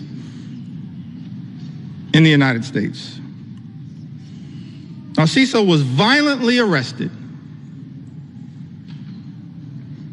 while he was mowing the grass at an IHOP restaurant. We don't have to speculate as to whether this was true or not. In a video captured of the incident, you see he was sprayed with pepper gas. He was detained on the ground. He was not resisting. And he was hit repeatedly in the head by masked federal agents while he was on the ground. Let me park right there parenthetically for a moment. Seems to me that every other law enforcement professional in the United States of America has to disclose their identity in a way that is identifiable. These masks need to come down. They need to come down. They need to come down. These agents should just be held to the same set of standards as every other law enforcement officer in the United States of America. And if you don't understand the righteousness of that position, just study the case of Narciso. His oldest son, a Marine veteran, said in an interview, what we weren't prepared for and didn't prep him for was these guys attacking him. We never expected anything like that. We expected these guys to act professionally.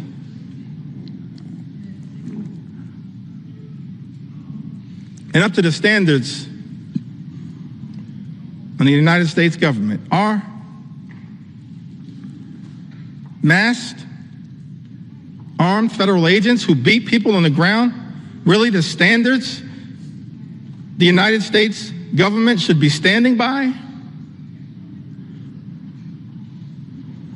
Are these the types of actions, Mr. Speaker, that House Republicans endorse and support? This is not the way that anyone in the United States of America should be treated, particularly the father of 3 patriotic Marines.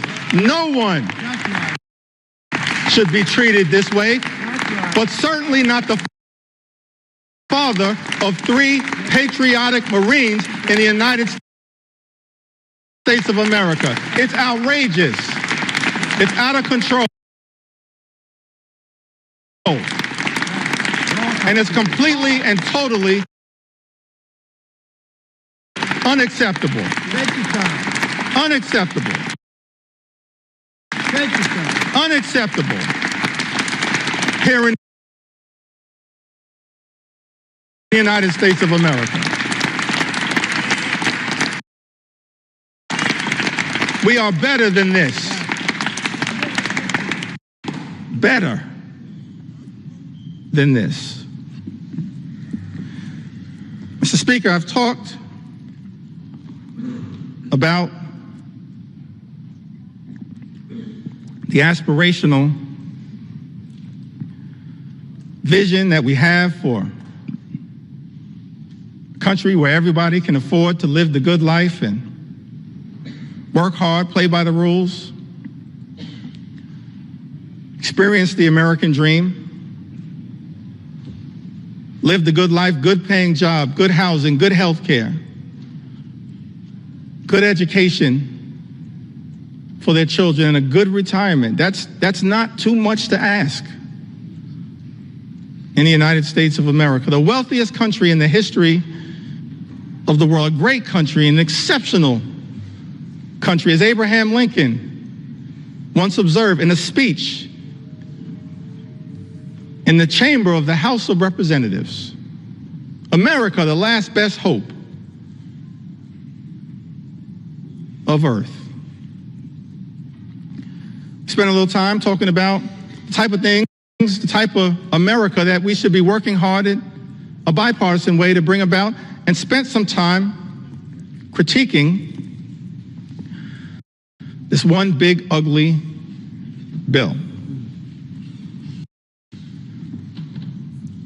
And it's not like Republicans, Mr. Speaker, weren't given every opportunity to try to address the concerns that we have raised.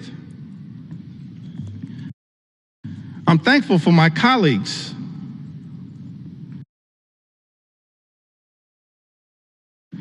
in all of the committees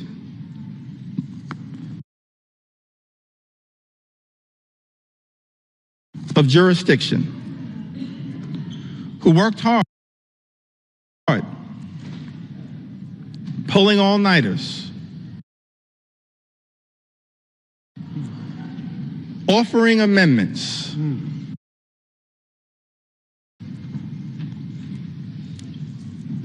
to try to improve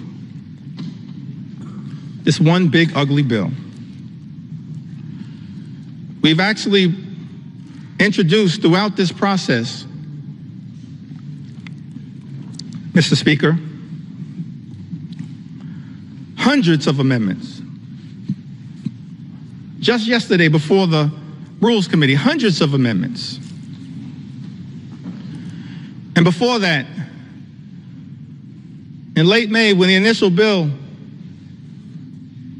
was being debated in a marathon session before the Rules Committee, more than 125 or so Democrats offering more than 500 different amendments to improve this bill, to stand up for the American people. Doing so over and over and over again throughout this process. And so, Mr. Speaker, I think it's important for the American people to understand what exactly House Republicans have rejected. What changes have House Republicans rejected to this one big, ugly bill?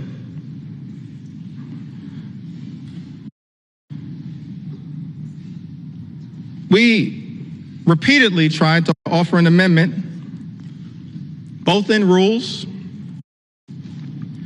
and on the House floor on behalf of the American people, to strike every single provision that would cause the largest cuts to health care and food assistance in history, which will result in 17 million people or more losing health coverage and jeopardizing nutritional benefits for about 42 million Americans who might otherwise go hungry. Republicans voted down that amendment.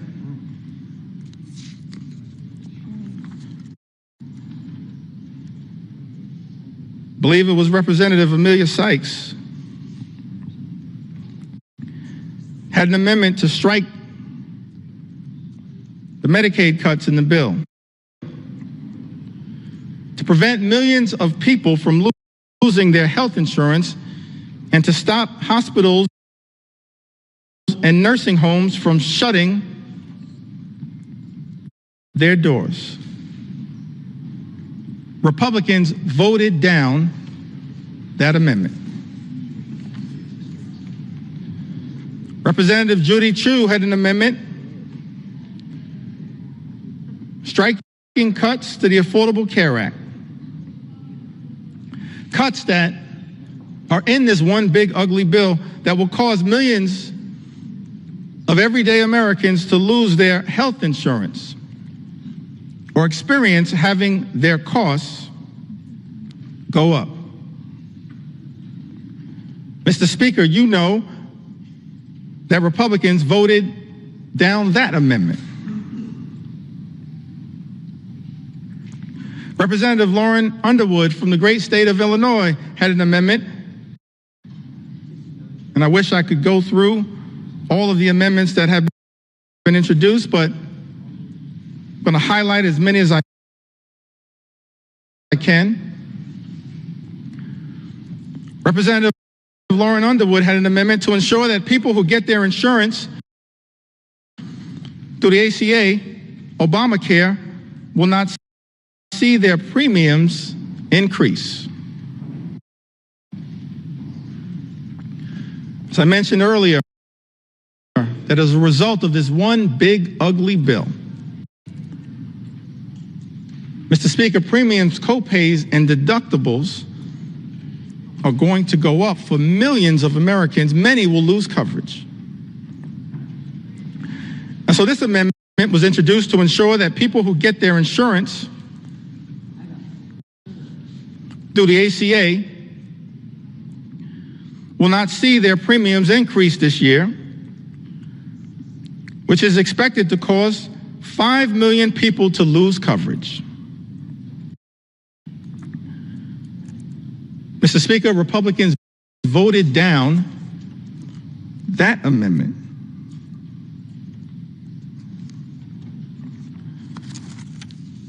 Representative Kelly Morrison had an amendment that strikes the defunding of Planned Parenthood, which provides access to life-saving cancer screenings and reproductive health care. Now, last year, Republicans, Mr. Speaker, promised that reproductive health care, reproductive freedom was a state issue. President Trump promised that reproductive health care, reproductive freedom was a state issue. And yet in this bill, there's a backdoor attack on reproductive freedom by targeting health care, preventative health care, that Planned Parenthood provides to millions of people all across this country. Representative Kelly Morrison had an amendment that strikes the defunding of Planned Parenthood, which provides access to life-saving cancer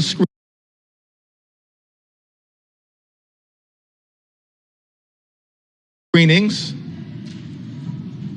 along with reproductive health care. Republicans voted that down.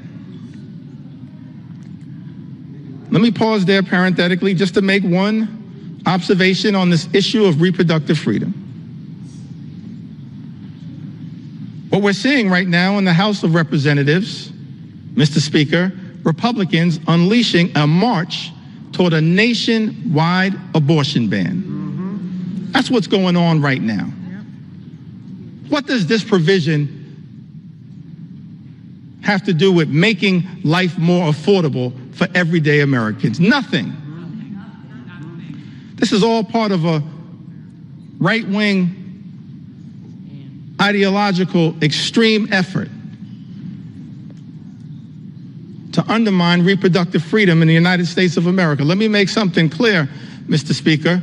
House Democrats believe in a woman's freedom to make her own reproductive health care decisions, a decision that should be between a woman, her family, her faith, and her doctors. That's it, period, full stop. And we will continue to fight for reproductive freedom in the United States of America. And we will not rest, Mr. Speaker, until the Women's Health Protection Act becomes the law of the land here in the United States of America. Big difference between us and them. Big difference.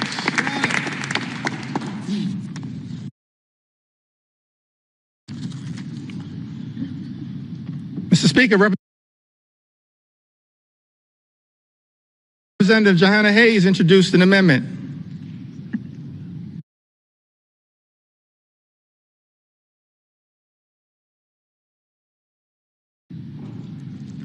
to strike all provisions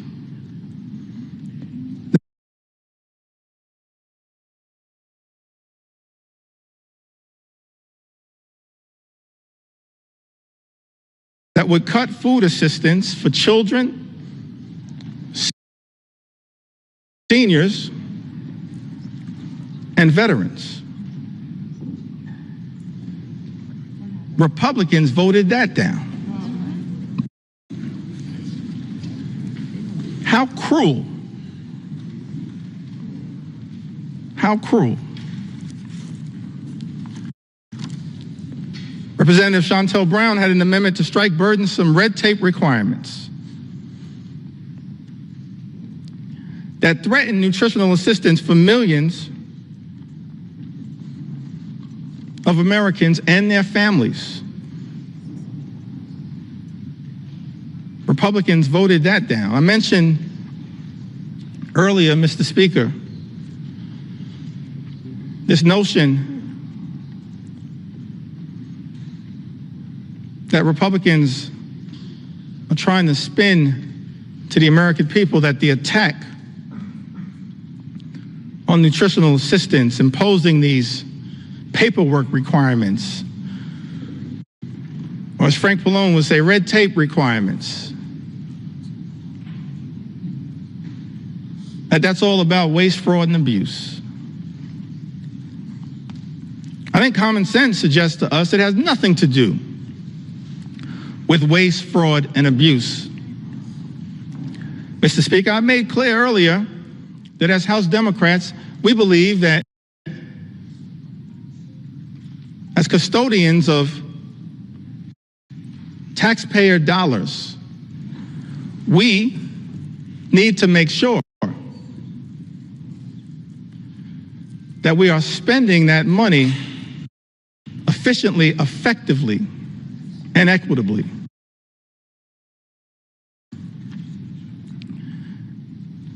And that we are committed to eliminating waste, fraud, and abuse wherever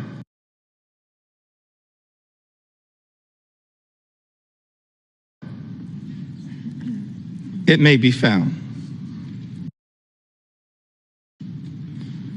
I mean, one of the things that's interesting about this bill, this appears to be part of the deal that was negotiated by the senator from Alaska,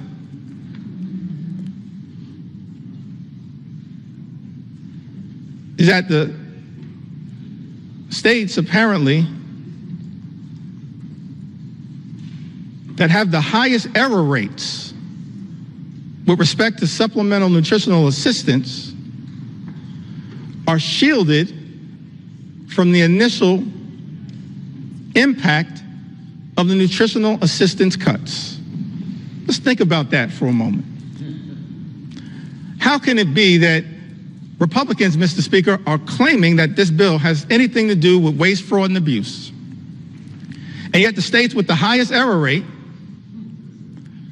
as Republicans during the Rules Committee acknowledged under questioning from Jim McGovern and Mary Gay Scanlon and Joe Neguse and Teresa Leger Fernandez, acknowledged that the states with the highest error rates actually shielded from the initial impact of the cuts to supplemental nutritional assistance. Angie Craig pointed this out. It exposes, in my view, the lie being told, Mr. Speaker, by some in this town that this effort, this one big, ugly bill, is somehow about combating waste, fraud, and abuse. One of the reasons why we know common sense dictates that this one big, ugly bill has nothing to do with meaningfully going after waste, fraud, and abuse is that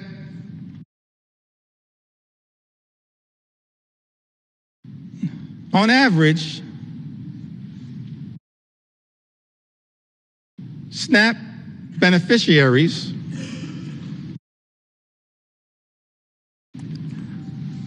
receive $6 per day to try to help them not go hungry. To try to make sure that veterans and children and seniors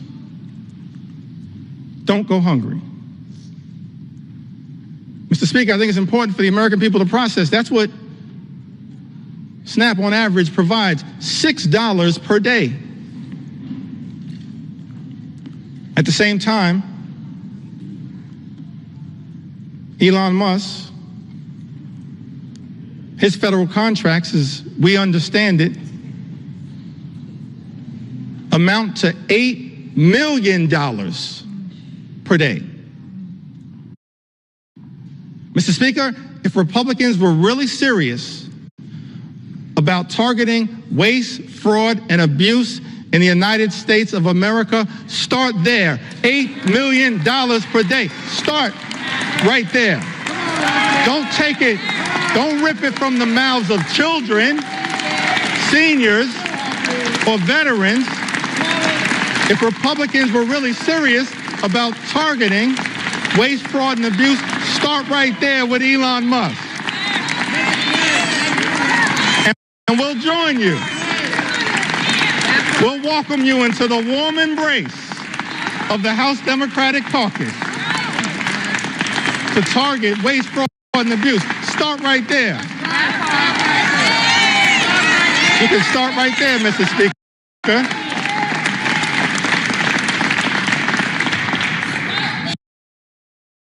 Start right there.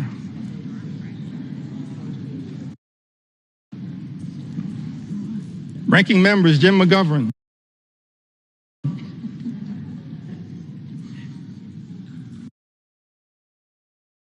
and Bobby Scott had an amendment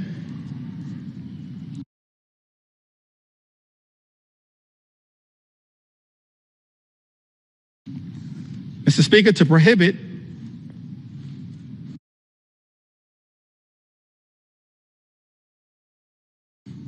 the bill from going into effect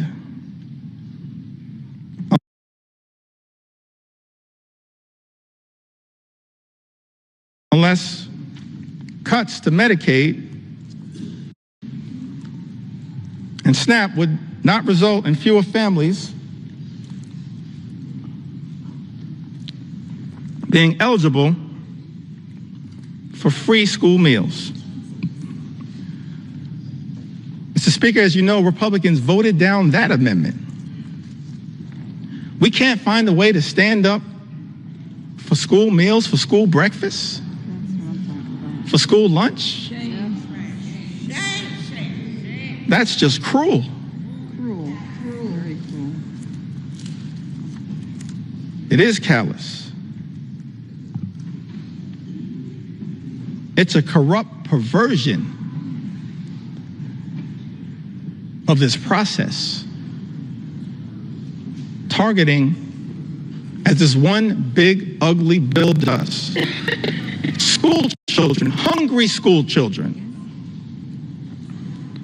in the United States of America. Speaker, Representative Mike Thompson had an amendment that would have ensured Americans would not see their energy costs go up, and to protect the millions of good-paying jobs that this bill will eliminate, because this one big ugly bill puts a target on the backs of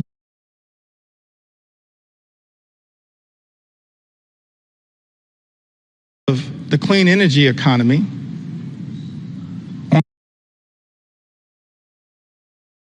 on clean energy jobs, which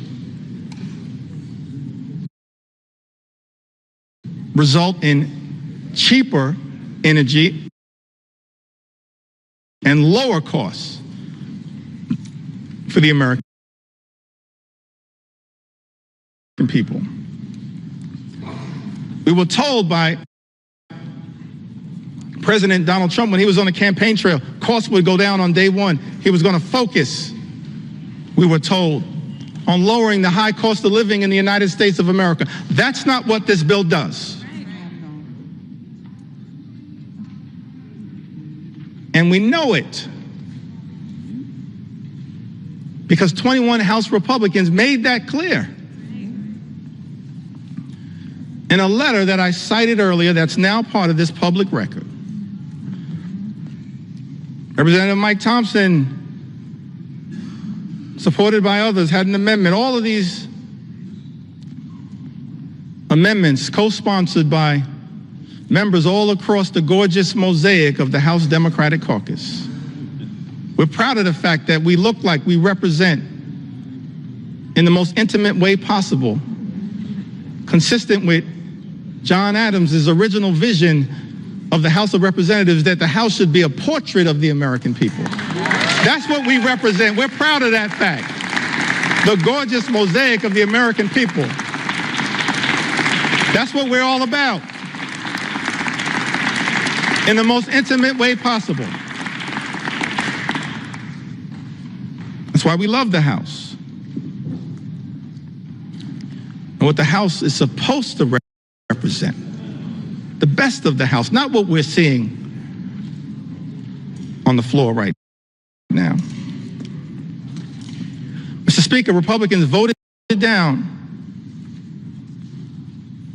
the amendment introduced by Representative Mike Thompson that was designed to ensure that Americans would not see their energy costs go up.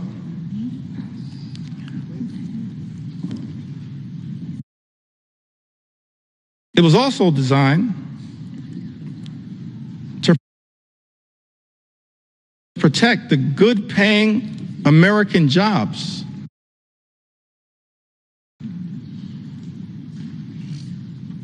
that were part of both the Bipartisan Infrastructure and Jobs Act, the Infrastructure and Jobs Act, as well as the Inflation Reduction Act. And so this amendment was designed to lift up the principle of actually trying to create good-paying union jobs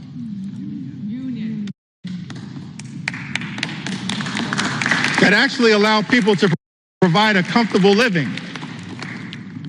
in the United States of America. Amongst this all-out assault that we are witnessing in the United States is an all-out assault on organized labor. An assault on collective bargaining, an assault on the freedom to negotiate.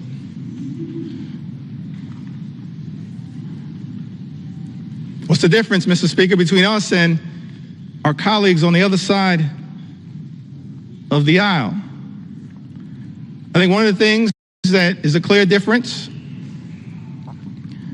Mr. Speaker, is that we believe, we recognize that in connection with this journey, work hard, play by the rules, imagine and dare to dream the ability to live the good life, to experience the American dream. An American dream that when you work hard and play by the rules, you should be able to provide a comfortable living for yourself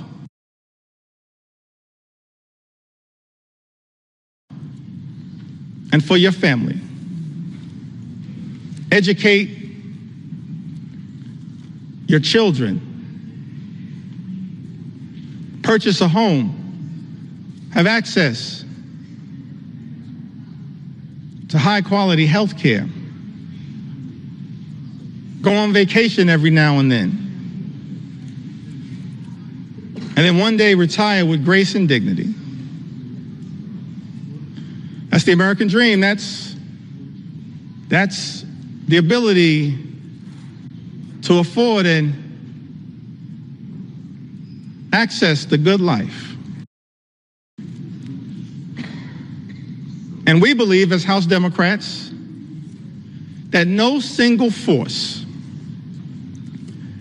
in the United States of America has done more to bring the American dream to life than organized labor, and we will continue to stand up for organized labor today, tomorrow, and always.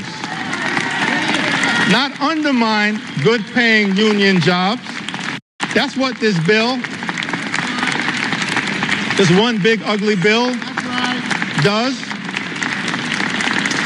in the United States of America. We're going to stand up. Stand up. Stand up for organized labor.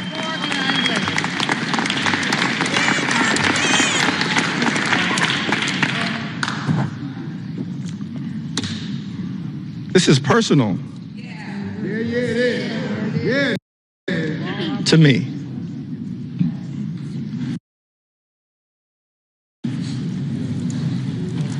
My parents, Marlon Jeffries, Lanita Jeffries, they raised us. My younger brother, Hassan, and I, they raised us in a working class union household.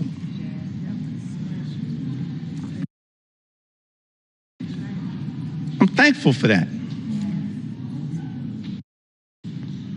We were raised in central Brooklyn. Now, my mom grew up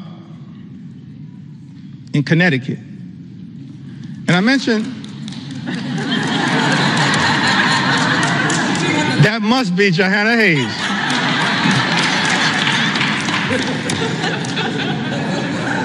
I don't see Rosa DeLauro in my sight line, but we're so thankful for all of the members of the Connecticut delegate. I'm an unofficial 6th member of the Connecticut delegation. My mom raised in Bristol, Connecticut. She went to Bristol High School. Thankful for my mom. And my dad, I mentioned earlier, he grew up in Newark.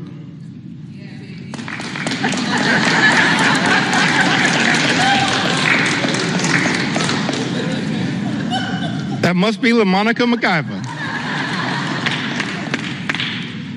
I grew up in Brick City.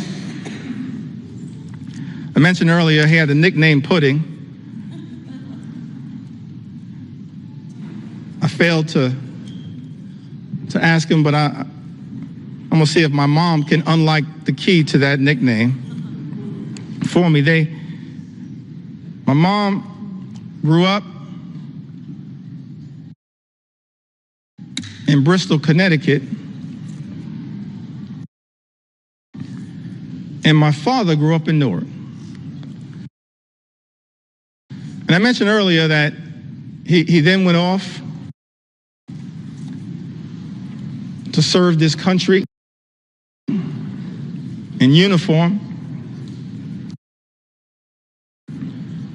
as an Air Force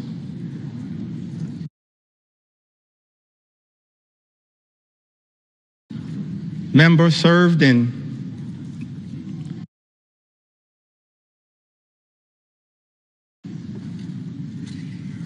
Germany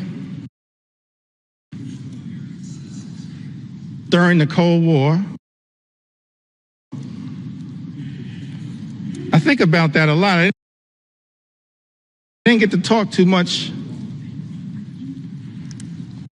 about it. I wish I would have had the opportunity to talk a little bit more with my dad about that. It's an extraordinary thing in the United States of America that someone could grow up in inner city Newark and then have the ability in part thanks to President Harry Truman, to serve with people of all races to defend this great country. I wish I would have had the opportunity to talk to my dad a little bit more about his experience in Germany, because the one thing that I've been able to take away from that experience was that he came back having fallen in love with Heineken's and Beck's.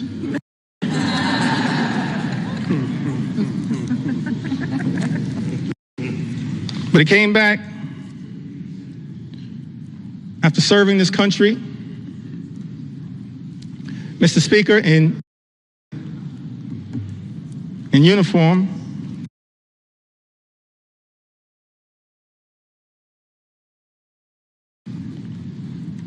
as so many men and women do right now in uniform. And let me make clear, we're so thankful, we're so appreciative of the courage of the men and women in uniform who serve in the United States military, and we will always stand behind you. We thank you for your service, your patriotism, your courage, your heroism, and your sacrifice. Lifting up the freedom that is America. You are not suckers, you are heroes. You're not suckers, you're heroes.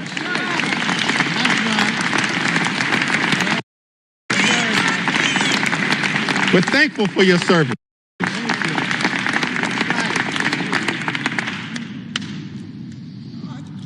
The men and women, no better hype person than Frederica Wilson.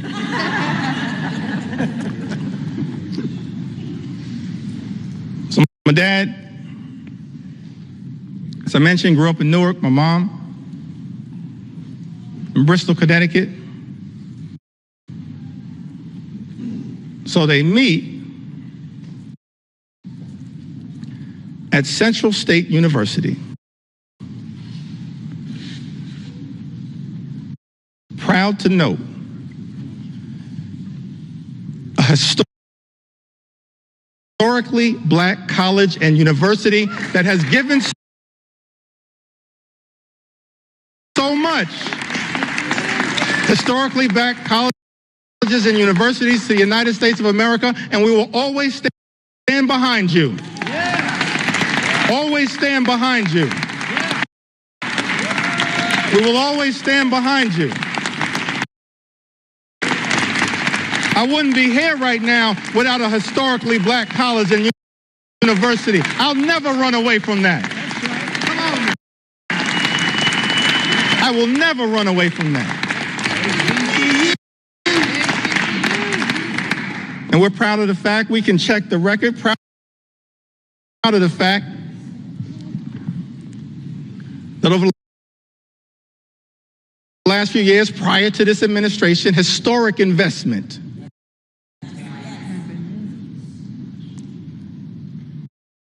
in Hispanic serving institutions, in historically black colleges and universities, in higher education.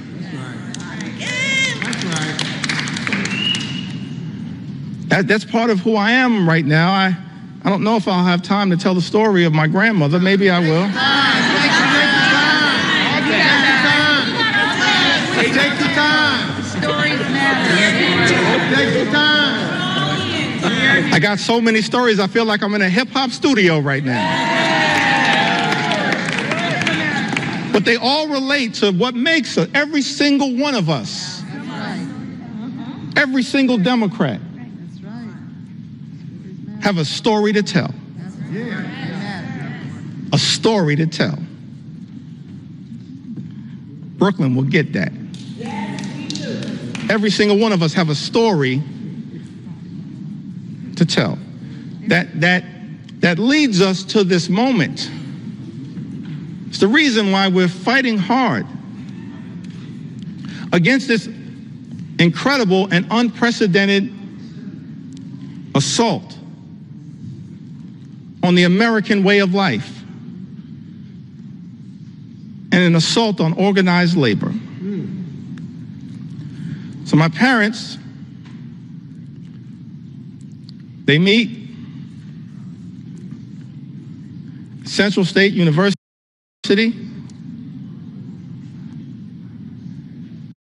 and Dad would tell us, my younger brother and I, that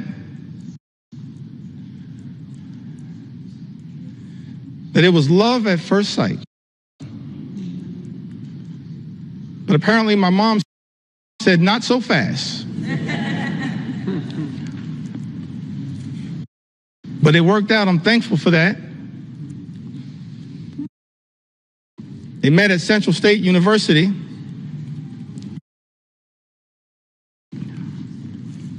And so, of course, I mentioned that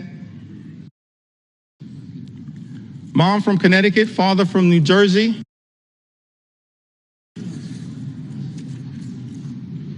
Why was it that we grew up in New York City? Apparently, they compromised and moved to Brooklyn. And so I'm raised in Brooklyn, New York, working class neighborhood, in the middle of the crack cocaine epidemic. Dangerous times in New York City. In a union household, proud that I grew up in the Cornerstone Baptist Church, still a member of the Cornerstone Baptist Church. Grew up in this union household. And Mr. Speaker, I land on that moment, and every single one of us as House Democrats have a similar story to tell about why in our heart, in our soul, in our essence, in our experience, we're so horrified by the attacks on organized labor. Because we understand the importance of what organized labor has meant to the American journey. My mom and dad were both public servants throughout their entire lives. My mom worked for 45 years, DC 37, for the city of New York. My dad, he worked for 30 years. He was a member of the Public Employees Foundation. He was a substance abuse social worker dealing with addiction. During the heroin explosion of the 1970s, the crack cocaine epidemic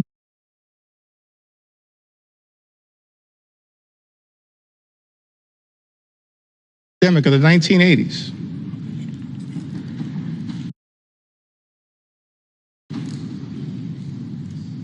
But they got married in 1967.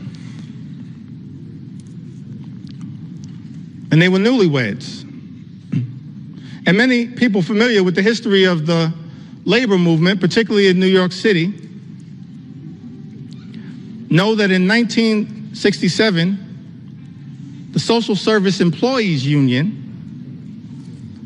which they both belonged to at the time, famously went on strike for better pay, better health care, better working conditions, and most importantly, better service to the clients that they served. And I've thought about that fact. They were newlyweds. A few months in, and they had to make a decision when the Social Service Employees Union went out on strike, whether they would cross the picket line,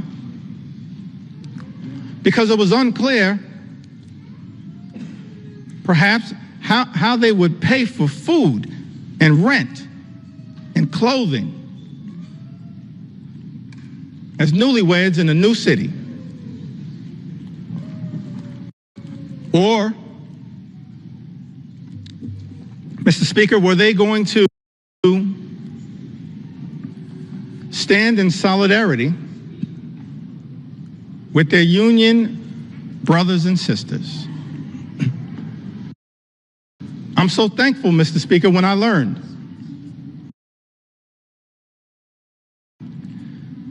that my parents made that decision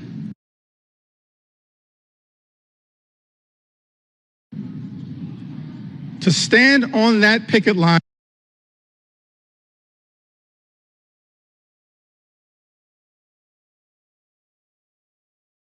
for as long as it took, in solidarity with their union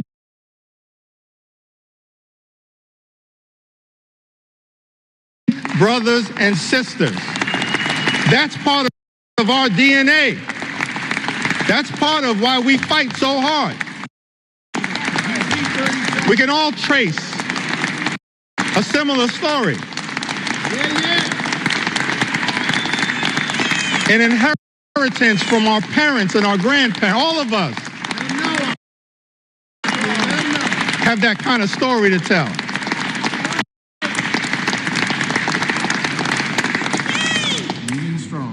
Why am I so thankful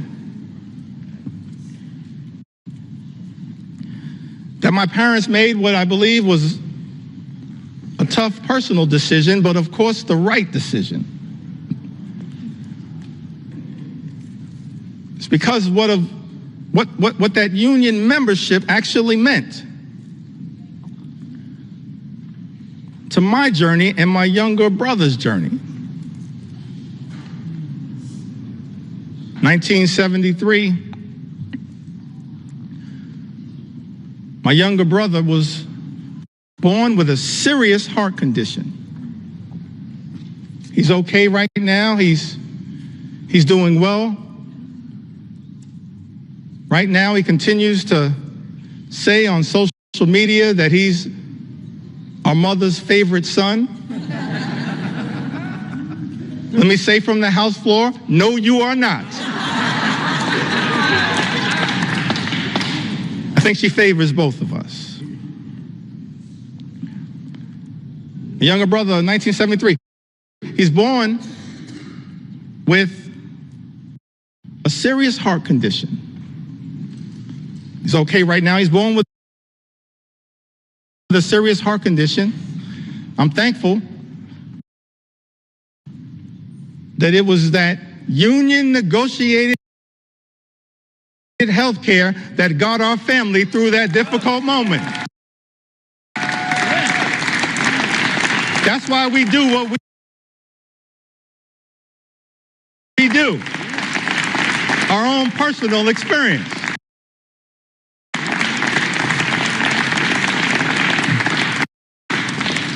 And then in the early 80s, my parents, modest living. Neither of them, even at the tail end of decades-long careers, ever made more than $50,000. Modest living. But in the early 80s in Crown Heights, rough neighborhood, central Brooklyn, they bought their first and only home.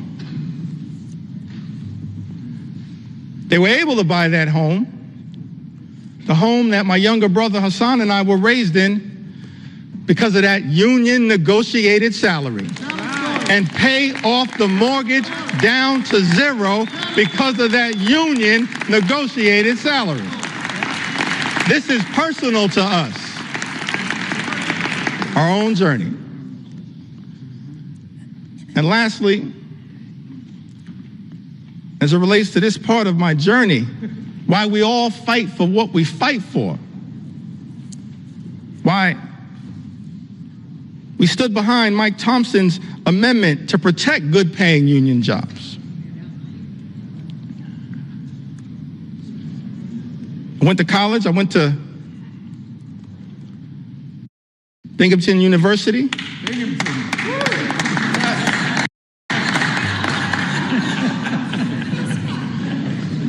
When I first got here, I was surprised to learn, actually, that I was the first graduate of Binghamton University ever elected to the United States Congress.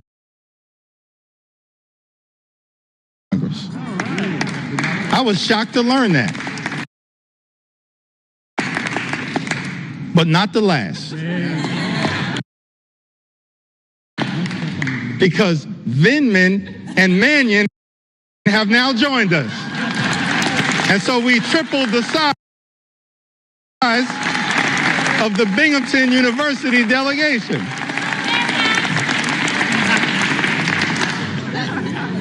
It's part of the reason why we stand up for higher education and public education. That's our own experience.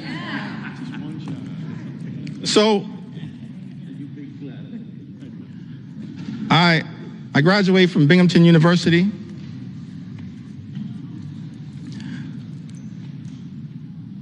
My younger brother graduated from Morehouse University.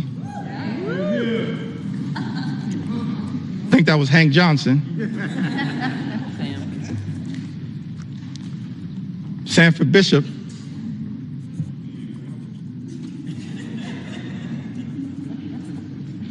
Graduated from Morehouse.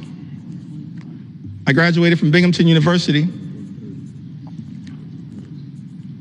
And somehow, we managed to graduate from college without owing anything.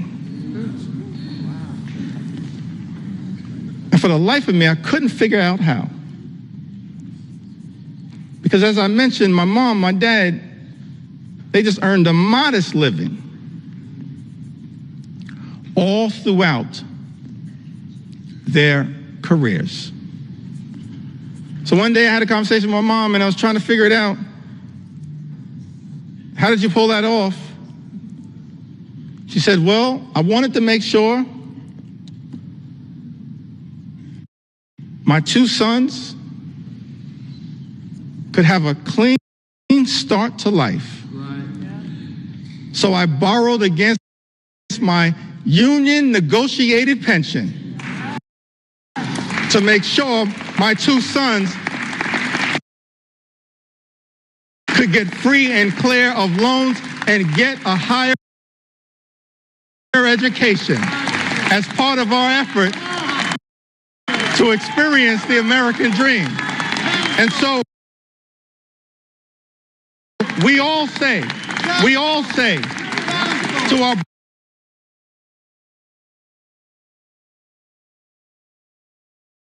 brothers and sisters in organized labor, you don't ever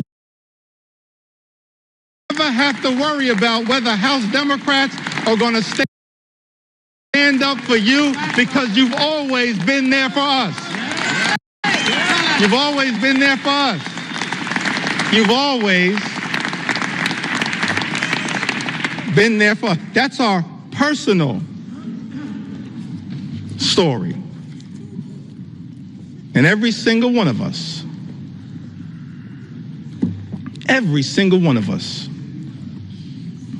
we do this work because we've lived a life of opportunity that this great country has provided to us. And we're deeply troubled, saddened, disgusted that this great institution, this House of Representatives, Mr. Speaker, Republicans are trying to jam this one big ugly bill down the throats of the American people. A bill that hurts everyday Americans in order to reward billionaires with massive tax breaks. Shame on this institution if that bill ever passes. And so we say to the American people, we've been working hard to try to get this bill into a better situation, introducing amendment after amendment after amendment. Representative Judy Chu, the Chair Emeritus of KPAC, one of our extraordinary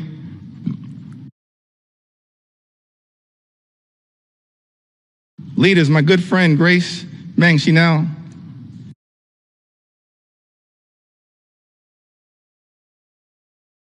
chairs KPAC, but Representative Judy Chu, she had an amendment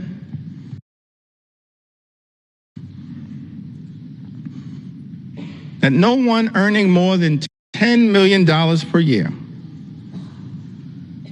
receives a tax cut to prevent this reverse Robin Hood and the ballooning of the debt by $4 trillion. Mr. Speaker, you know, Republicans voted down that amendment. We support, as Democrats, providing tax relief to everyday Americans. We're willing to work in a bipartisan way to deal with that issue under the leadership of Richie Neal. But Republicans decided, Mr. Speaker, as you know, to go down this partisan road, play partisan games, try to jam this extreme budget down the throats of the American people. And so amendment after amendment after amendment introduced by House Democrats in good faith, exercising common sense to try to improve this bill. Representative Jimmy Gomez, the chair of the Dad's Caucus here in the United States House of Representatives, he had an amendment to ensure that people who make $1 billion a year don't get a tax break paid for by cutting Americans' health care and food assistance. Mr. Speaker, you know, Republicans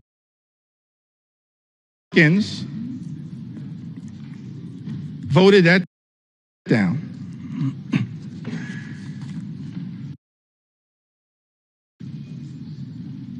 My good friend and classmate, Representative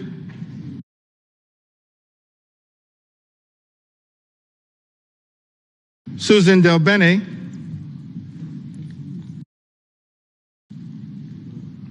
she had an amendment that would have made the child tax credit fully refundable. Susan Del Bene, a great champion of the child tax credit. Let me also shout out a person that I believe is the mother of the enhanced and expanded child tax credit as well. The top Democrat on the Appropriations Committee, Rosa DeLauro. We're thankful for your leadership, Rosa.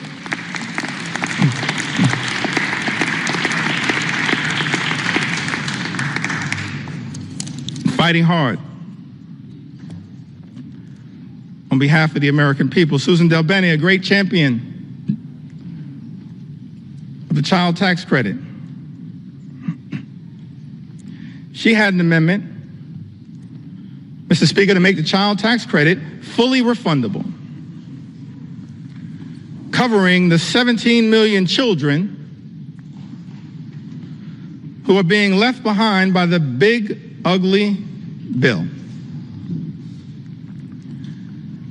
and increase the child tax credit for families. Because what Republicans are doing, Mr. Speaker, as you know, in this particular bill, not enhancing and expanding the child tax credit, you are undermining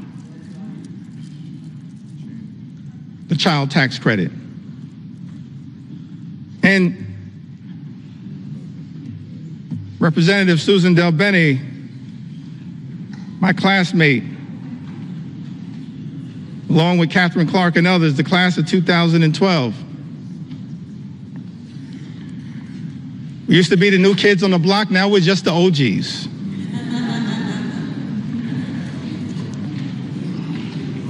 Susan Del Bene, she introduces this amendment, and Mr. Speaker, as you know, Republicans voted it down.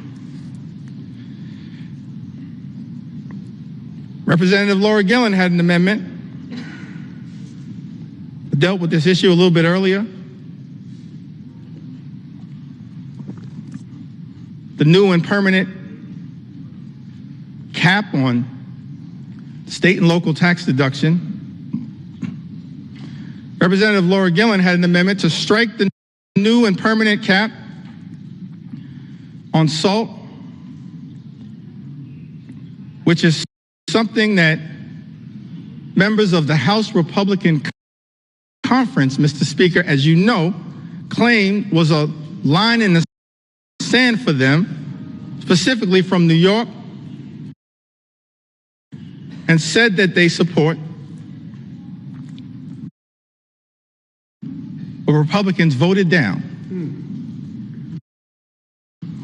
that amendment from Representative Laura Gillen.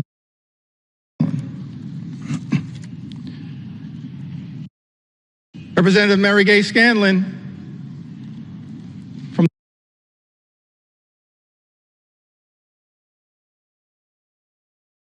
the Commonwealth of Pennsylvania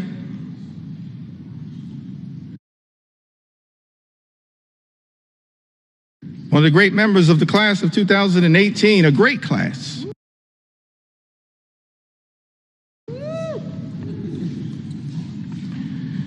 She had an amendment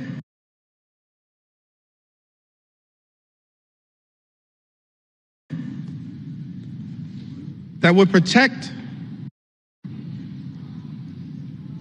infants, babies, American citizens born in this country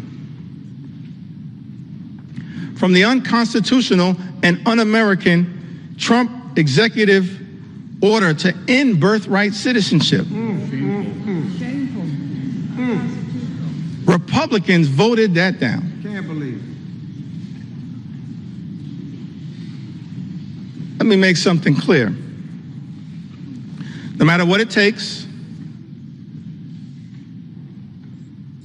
we're going to make sure as House Democrats we stand up for the principle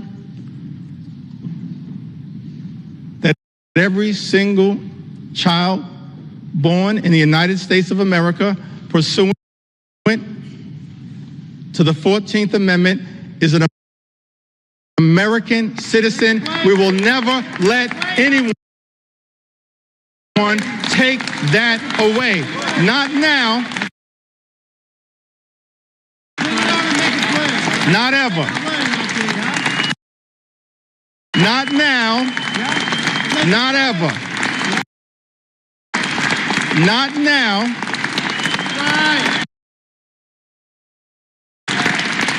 Not ever.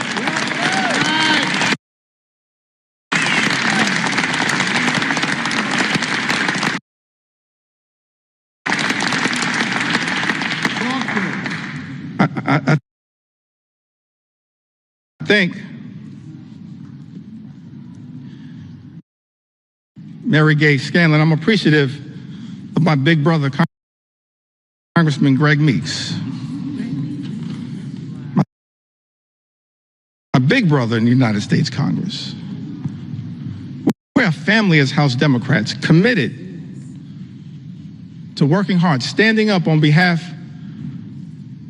of the American people. It's an honor of a lifetime to be part of this family.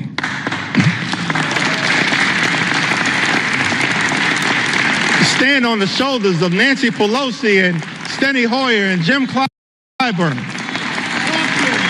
It's an honor to be part of this family. Fight hard on behalf of the American people, Representative Mary Gay Scanlon, I've got to repeat this, had an amendment, Mr. Speaker,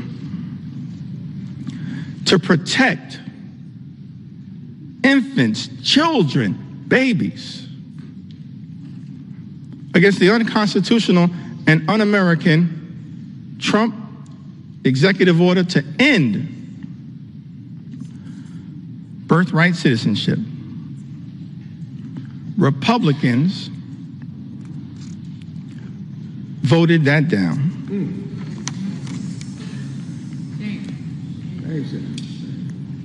Representative Pramila Jayapal had an amendment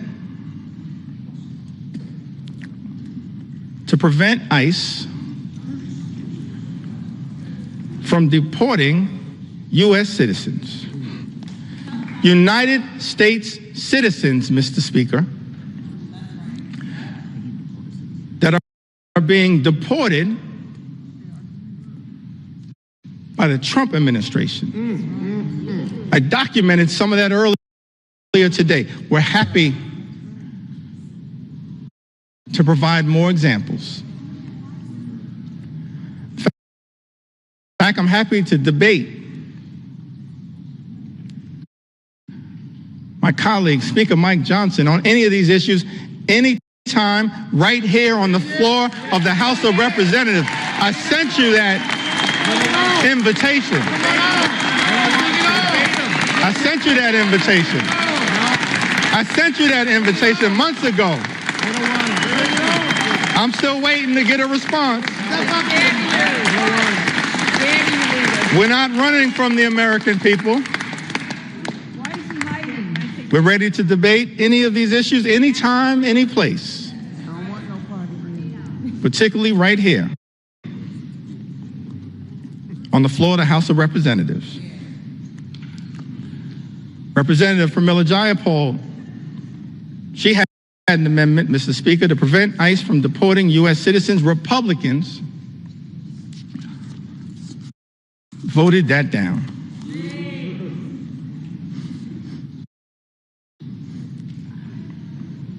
Ranking Member Jim McGovern,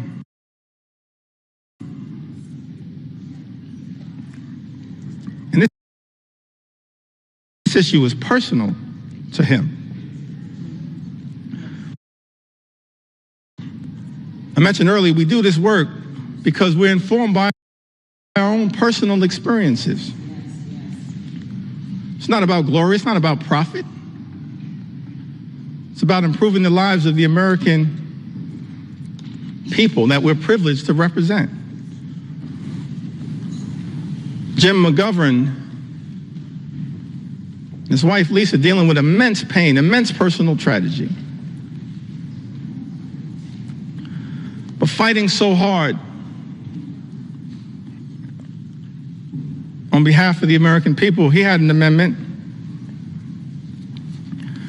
to restore the critical NIH research funding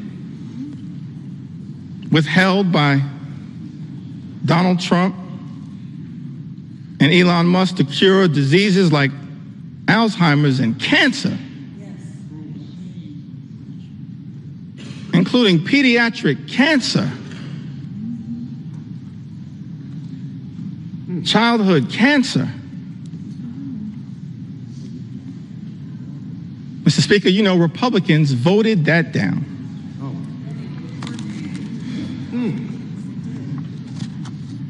Hundreds of amendments introduced by Democrats to try to deal with the cruelty and the callousness of Donald Trump's one big ugly bill. Many amendments were offered by Democrats, and Republicans chose not to make these amendments in order. In other words, just ignored them.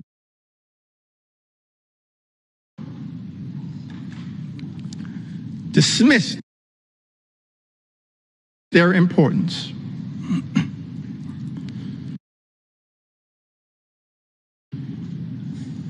Representative Debbie Wasserman Schultz and Gottheimer offered an amendment that adds a new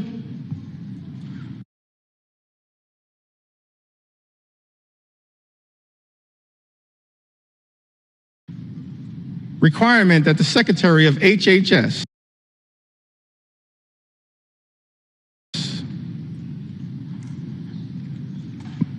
certify in writing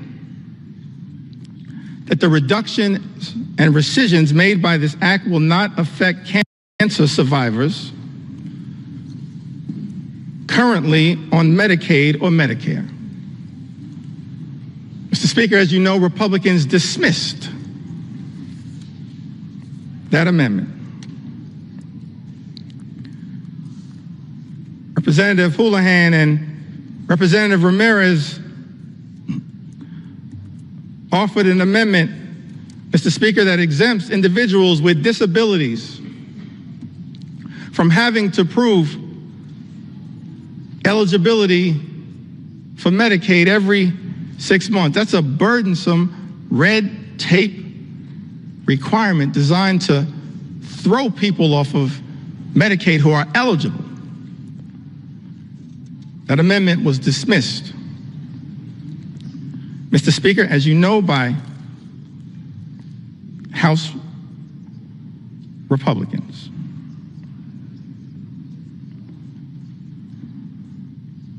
Representative Sarah McBride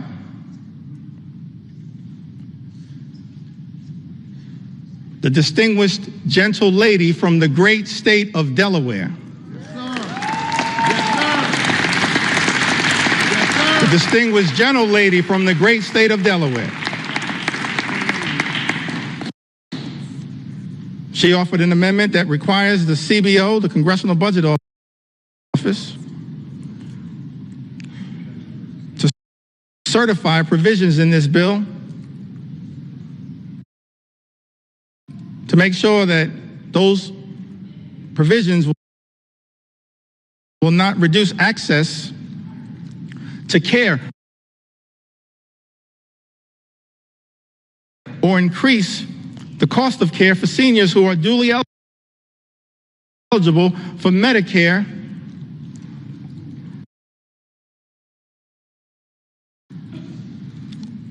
and Medicaid. Mr. Speaker, as you know, Republicans dismissed that amendment. Representative Rob Menendez offered an amendment that the health provisions will not take effect if it would lead to an increase in mortality rates due to reduced access to hospital services. Mr. Speaker, as you know, House Republicans dismissed that amendment. Representative Val Hoyle introduced an amendment that strikes changes to provider taxes and preserves states' ability to use or increase provider taxes to fund Medicaid and protect hospital funding. Mr. Speaker, you know that despite Representative Hoyle offering this amendment, Republicans dismissed it. Rural hospitals will close as a result of Donald Trump's one big, ugly bill. They will close. Susan Collins acknowledged that fact. But House Republicans are here jamming a bill down the throats of the American people that will close hospitals in rural America, in urban America, in small town America, in the heartland of America, and apparently, Mr. Speaker, couldn't care less. Let me be clear. We're going to stand up for those communities that my colleagues on the other side of the aisle have abandoned. We're going to stand up for rural America, urban America, small town America. the heartland of America. Appalachia. We're going to stand up for all of America, whether we represent you or not.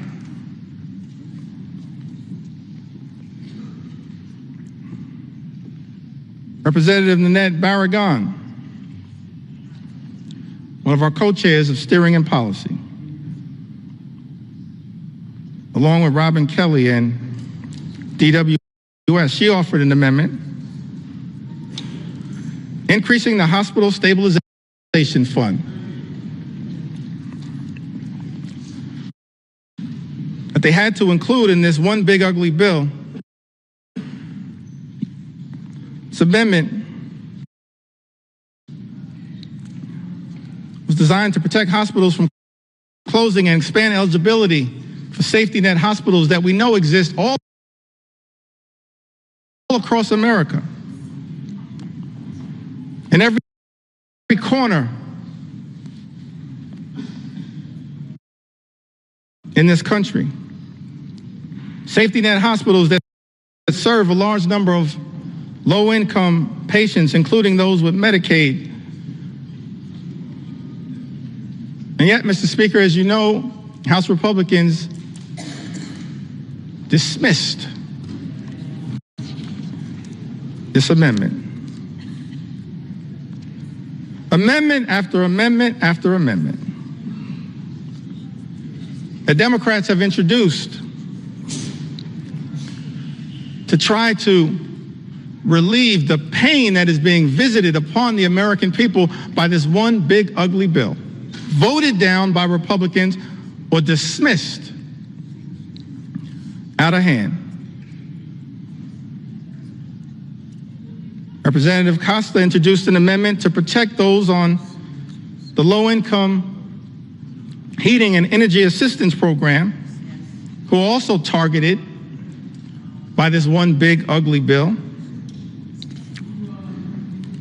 It's part of an effort to ensure that all households on SNAP can continue to qualify. Mr. Speaker, as you know, Republicans dismissed that amendment out of hand, ignored it, did not see fit to take it up. Representative Jill Takuda from the great state of Hawaii, she introduced an amendment trying to prevent the nutrition title of this bill from taking effect. Against USDA can determine that the provisions of this one big ugly bill would not result in material economic harm to farmers, ranchers, and producers. Mr. Speaker, as you know, Republicans dismissed that amendment out of hand.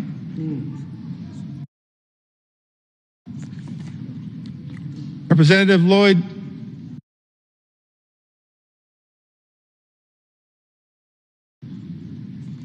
Doggett had an amendment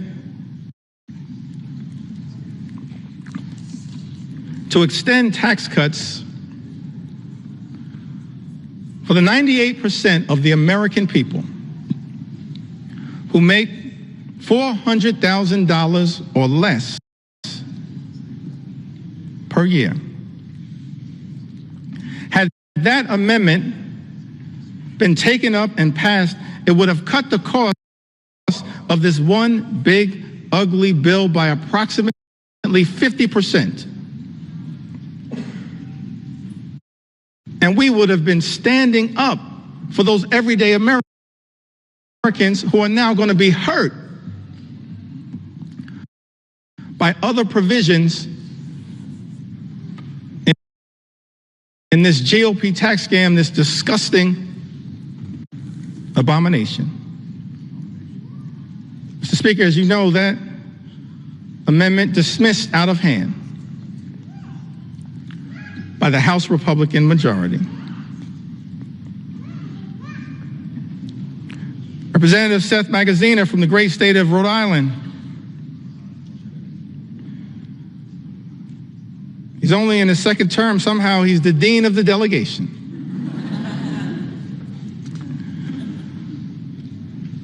Along with my good friend Gabe Amo, Seth Magaziner, he had an amendment to provide a tax cut for the middle class, paid for by increasing taxes on the wealthiest here in this country. Taxes and a tax rate that had previously been at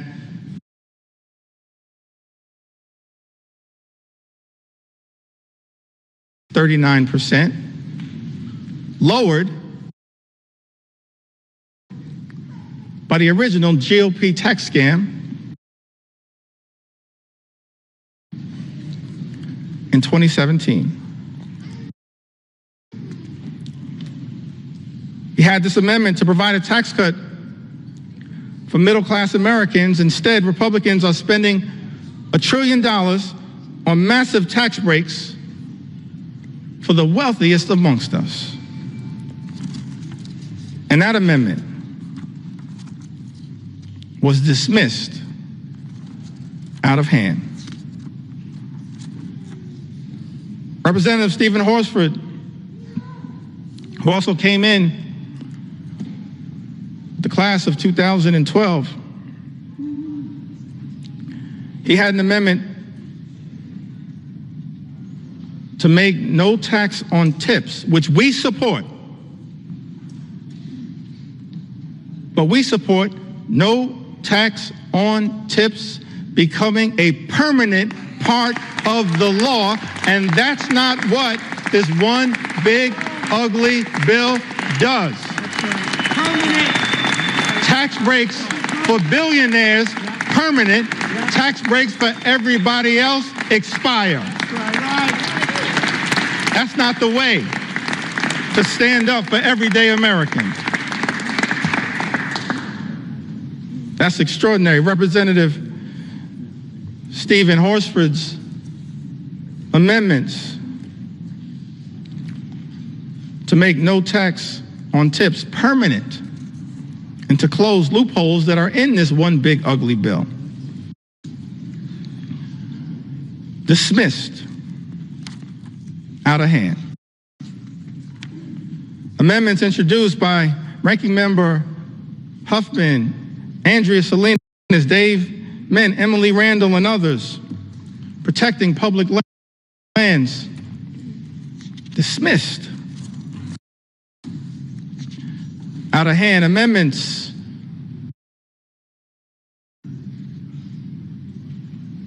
on energy introduced by members like Luz Rivas, dismissed.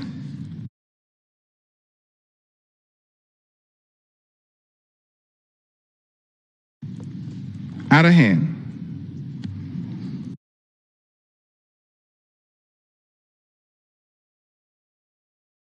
And I think I'll end this portion of my presentation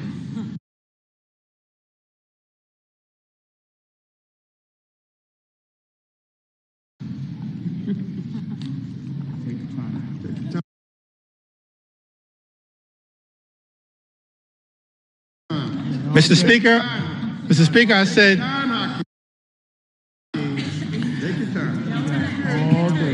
said, this portion of my presentation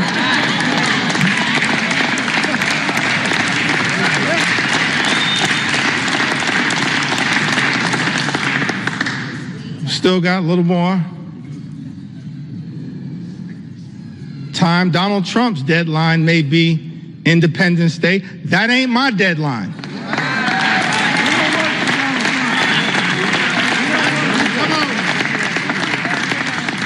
You know why? Why? Mr. Speaker, we don't work for Donald Trump. We work for the American people. That's why we're right here now on the floor of the House of Representatives, standing up for the American people, for everyday Americans, for hardworking American taxpayers, fighting hard to make sure that we can live in a country where every American can afford to live the good life. And as I mentioned earlier, Mr. Speaker, part of being able to afford to live the good life, part of those 5 things that I talked about, which shouldn't be hard to agree upon. Work hard, play by the rules, and then being able to be part of a country. Imagine a country where when you work hard and play by the rules, you can afford to obtain the American dream, to experience the good life, good paying job, good housing, good health care, a good education for your children, and then a good retirement. So we had a series of amendments, Mr. Speaker, introduced on the subject of education. Let me say something about the Department of Education. And every agency, every department can, of course, be improved in terms of its efficiency, but the Department of Education does important work, particularly as it relates to the most vulnerable children amongst us. And as part of this unprecedented assault on the American way of life, President Donald Trump issued this executive order, effectively trying to abolish the Department of Education. I know there are people all across the country as I travel throughout America concerned about this. Let me make something clear. The Department of Education was established by an act of the United States Congress. It cannot be abolished by anyone pretending to be a wannabe king. Not anyone. It's us, the United States Congress. So we introduced, Mr. Speaker, a series of amendments related to this commitment, this recognition of the importance of education as part of accessing the American dream. Ranking Member Bobby Scott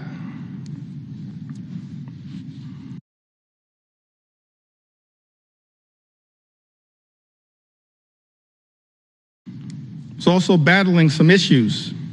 Life hits us all, but made sure to make his way here to the House of Representatives. It's part of his commitment to stand up for the education of our children and others. He had an amendment, Mr. Speaker, that strikes all of the extreme parts of the Committee on the Education and Workforce elements of this bill that make it harder for students to access high-quality education, jeopardizes child nutrition programs, and threatens financial student aid, all of which is being done recklessly, Mr. Speaker, by this one big, ugly bill. And as you know, Republicans chose to ignore this amendment, dismiss it out of hand. Representative Sarah Elfreth introduced an amendment to try to increase the amount that hard-working teachers and educators are able to deduct on qualified out-of-pocket classroom expenses. And that amendment was dismissed out of hand. Tax breaks for billionaires, Mr. Speaker, but Republicans have decided hardworking educators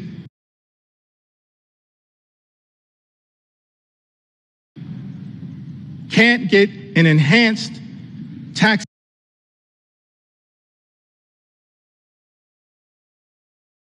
benefit for their out-of-pocket expenses.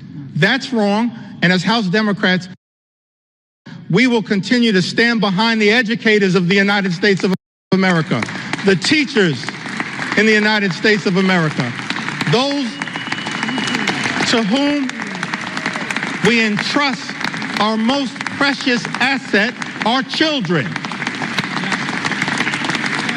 And House Republicans, Mr. Speaker, aren't standing up for educators, for the teachers of America. This is extraordinary.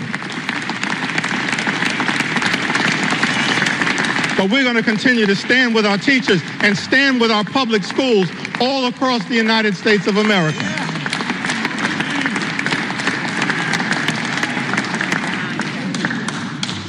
That's what House Democrats are going to continue to do. Representative Val Hoyle had an amendment to increase Pell Grant funding, Pell Grant awards that are severely undermined in Donald Trump's one big ugly bill.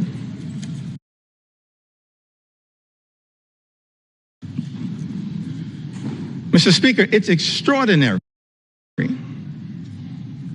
to me that this reckless Republican budget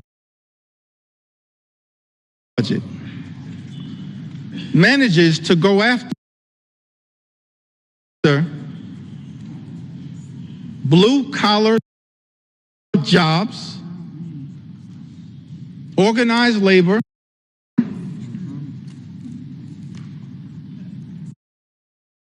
hardworking American taxpayers who don't shower before going to work, but shower after work.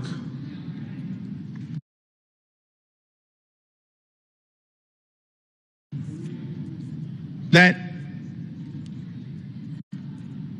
Donald Trump's one big ugly bill goes after blue-collar, good-paying, prevailing wage jobs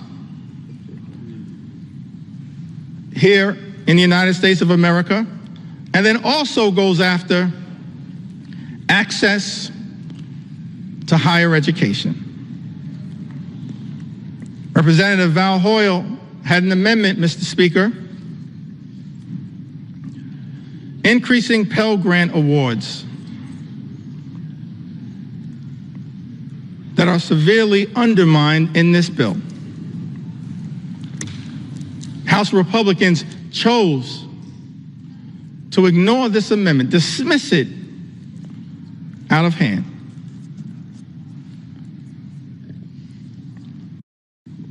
This is another one of those areas where our commitment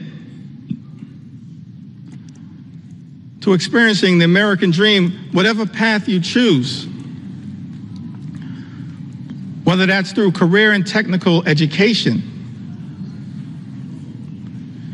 as has been the case by many members in their experience or their family experience. Don Norcross, one of our leaders in this regard, Debbie Dingell, others, Mark Pocan, part of the Labor Caucus, leaders in this regard. Mark Pocan, part of the trades movement. Don Norcross, part of the trades movement. Debbie Dingell, so close to the UAW and the trades. It's one of those areas where we also are informed by our personal experiences, why we find what is taking place, Mr. Speaker, in this one big ugly bill so disgusting. These attacks by Republicans on the ability of all Americans to achieve the American dream, to be part of imagining an America where everyone who works hard and plays by the rules can live the good life. Higher education is not the entire solution, but it certainly is part of it. This was taught to me by my grandma Nano. She never had a formal 4-year education, but perhaps she was the wisest woman I've ever known. And she was determined to make sure that her 2 grandsons had the ability, as best she could, to obtain an education that might ultimately, for us, coming out of this working class neighborhood, Crown Heights in central Brooklyn, spending a lot of time in Bedford-Stuyvesant where she lived, on the corner of Putnam and Lewis, right down the block from the Cornerstone Baptist Church. She was determined to make sure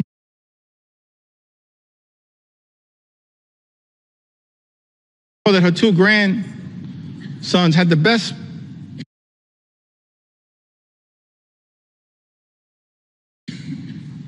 opportunity, and in her view, and Grandma Nano's view, that meant access to education. And so, when we were young, she said to my younger brother and I, I'll never forget this conversation. We were in her home in Bed-Stuy. She said that the 2 of you are going to go to elementary school and then you'll graduate. Go to middle school and graduate. High school and graduate. College and graduate. And then she dreamed about us going to graduate school, get a law degree, a PhD, a medical degree, an MBA, some form of advanced education. We were like, Grandma, we're going to be in school our entire lives. And she was so committed to that journey that every single time we graduated, this is a woman of modest means,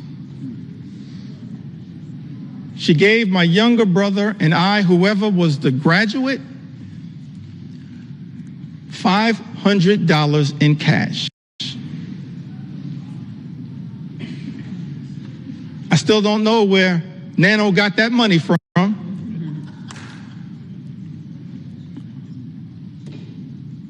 I know it came by her honestly. She saved for it. But it was designed to help incentivize her grandchildren to keep going through all of the obstacles. And Mr. Speaker, I made the mistake one day of telling that story, this $500 incentive in front of my two sons. And they said, Dad, you've been shortchanging us our entire lives.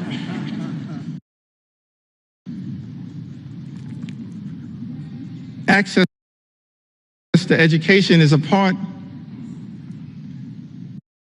of the journey for many of us.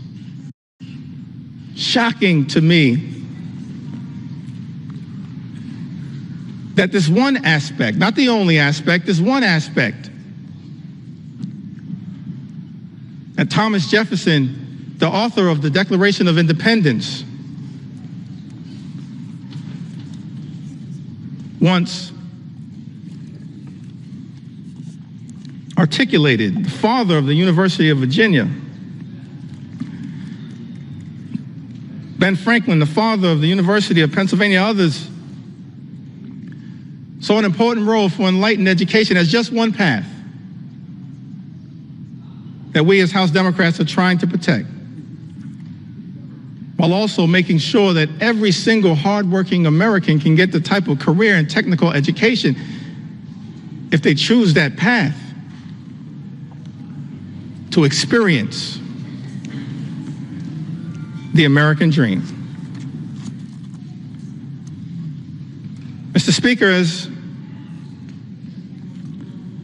I perhaps approach the end of this particular Take your time. journey, Take your time.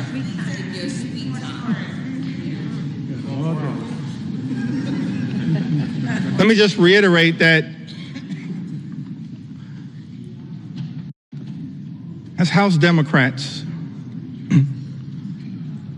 we maintain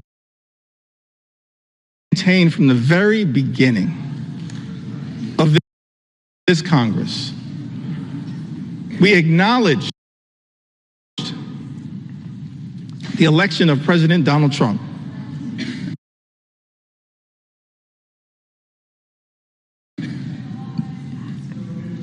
Offered to work with our colleagues on the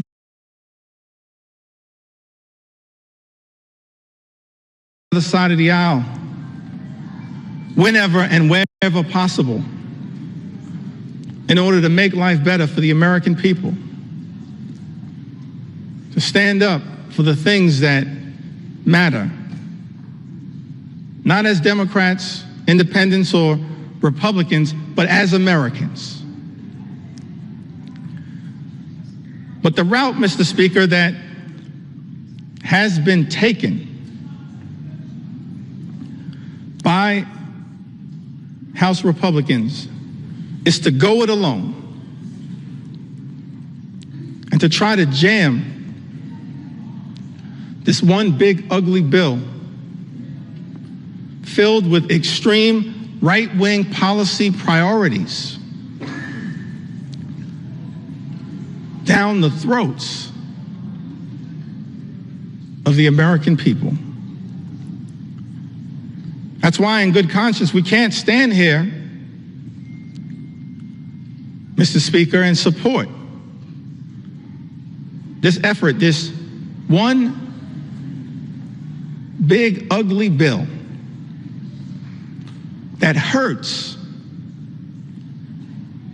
everyday Americans and rewards billionaires with massive tax breaks. America is too expensive. Housing costs are too high. Grocery costs are too high. Childcare costs are too high. Energy costs are too high. Insurance costs are too high. America is too expensive. President Trump and House Republicans promised to lower costs on day one.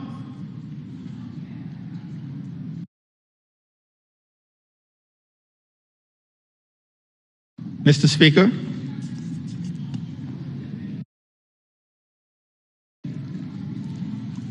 but costs aren't going down, they're going up. The policies unleashed by the Trump administration have been so chaotic, so all over the place, so much uncertainty has been created that the economy is being run off track, and nothing has been done to lower the high cost of living. In fact, not a single thing in Donald Trump's one big, ugly bill will meaningfully make life more affordable for everyday Americans. And that's just one of several reasons why House Democrats are a hell no on this legislation. We were a hell no last week, a hell no this week, a hell no yesterday, a hell no today, and we'll continue to be a hell no on this effort to hurt the American people.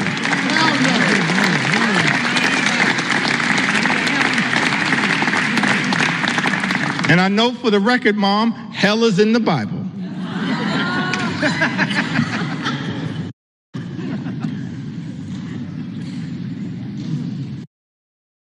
The American people are understandably frustrated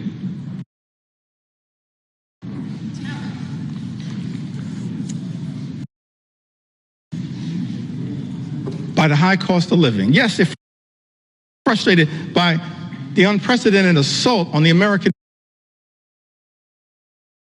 way of life, on our democracy, on the rule of law,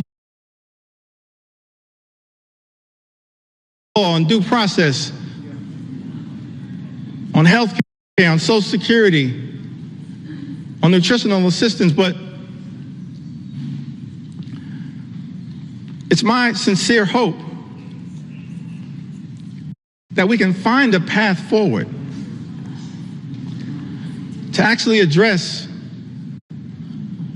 for the American people some of the underlying sources of their frustration. The fact that people, far too many people, you've heard the stories, Mr. Speaker.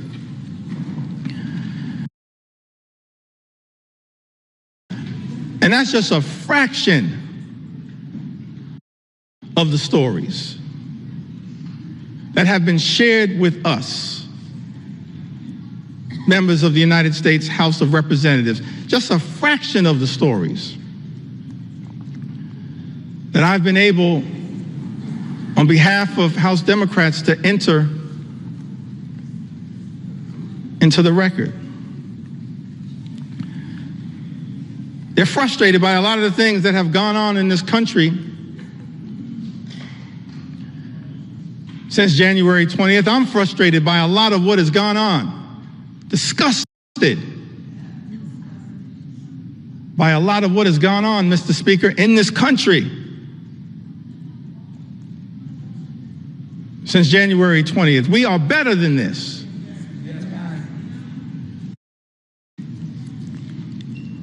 But it's also important, one of the things that I hope, Mr. Speaker, we'll be able to address at some point is the source of the underlying frustration. It's a frustration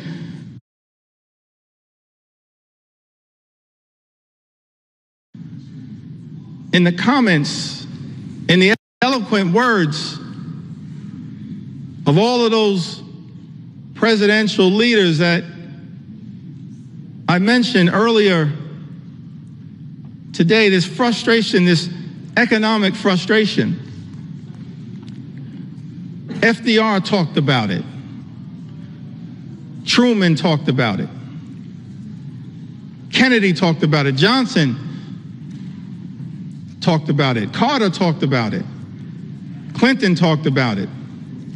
President Obama talked about it. President Biden talked about it. It's a consistent strand. And while progress has been made in the United States of America, we've come a long way on behalf of working class Americans. There is still a way to go to ensure that in this great country, hardworking American taxpayers don't simply work hard and play by the rules just to survive, barely paycheck to paycheck, but are able to actually thrive. That's the America that we should all commit to work hard towards bringing about. Good paying job, good housing, good health care, good education for your children, and a good retirement. A fair shot at achieving the American League. A good retirement, let me reiterate it for the record. That means, Mr. Speaker, that people in this town need to keep their hands off the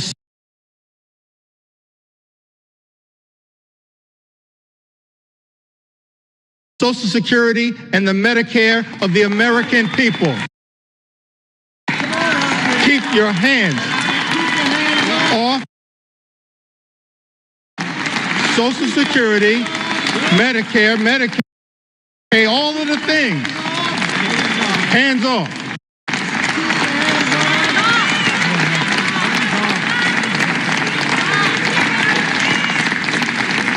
And one of the many reasons why we strongly oppose Donald Trump's one big ugly bill is because it will result in the largest cut to Medicare.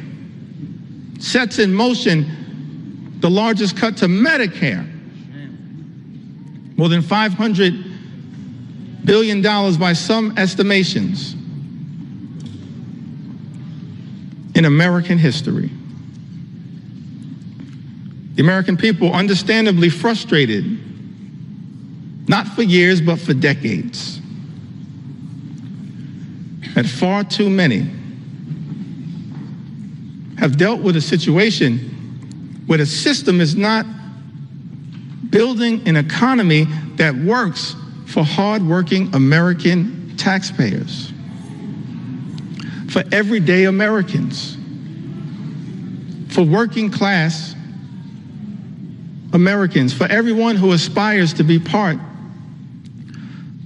of the middle class. It's our sincere hope that we can get to a place one day, perhaps in a bipartisan way, not connected to this extreme and reckless, dangerous, partisan bill, this one big, ugly bill that will hurt everyday Americans in order to reward billionaires, that we actually can get to the work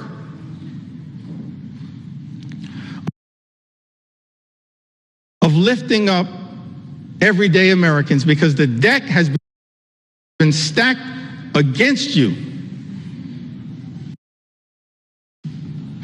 for far too long. And that's not the America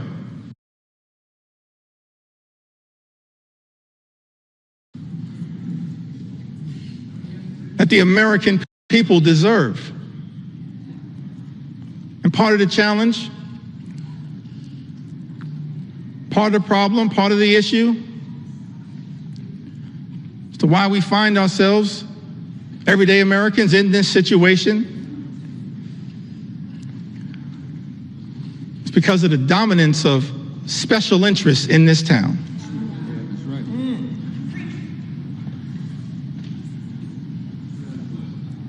And this one big, ugly bill represents a massive giveaway to special interests in this country. And we reject special interests because our job here in the United States of America, Mr. Speaker, is to protect the public interest at all times, today, tomorrow, always and forever.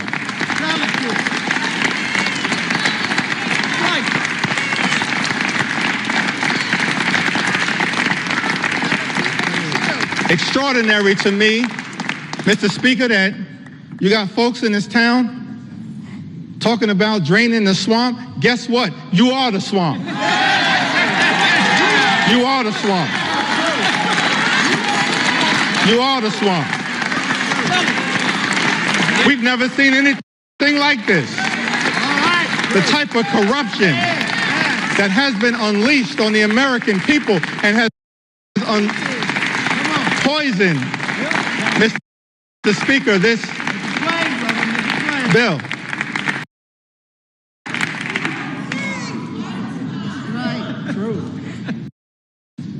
See, you're consulting the parliamentarian, I think. I said, people in this town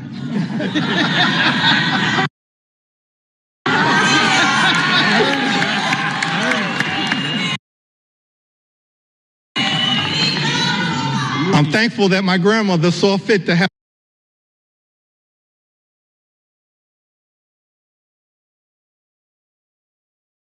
her grandson educated.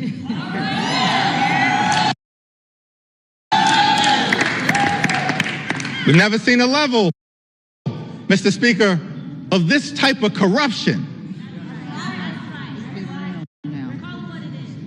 unleashed on the American people that has made its way into this one big ugly bill. Extraordinary levels of corruption in this town. Unleashed on the American people. Corruption on steroids would be an understatement. Come on. Talk about it. In terms of what the American people are now being subjected to. So one of the things we look forward to changing in this town, I want to make this commitment, House Democrats. We are committed to making sure that we end corruption once and for all in the United States of America, in corruption in Congress, in corruption at the Supreme Court, and in corruption with the administration. That's part of our agenda. An anti-corruption agenda. That's what the American people deserve. That's what we as House Democrats are committed to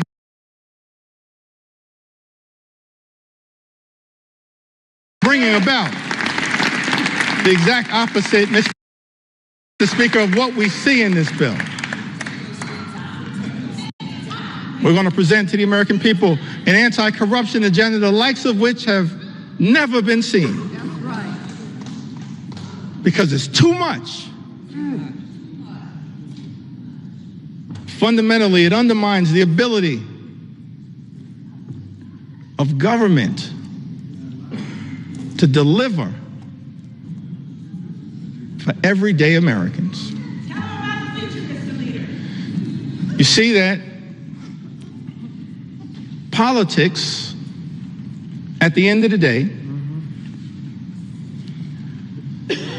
is about the management of public money. That's why we need everyday Americans to participate in your democracy. Because politics, at the end of the day, is about the management of public money. It's about how taxpayer dollars are going to be managed. And what's extraordinary about this one big, ugly bill is that what we see, Mr. Speaker, is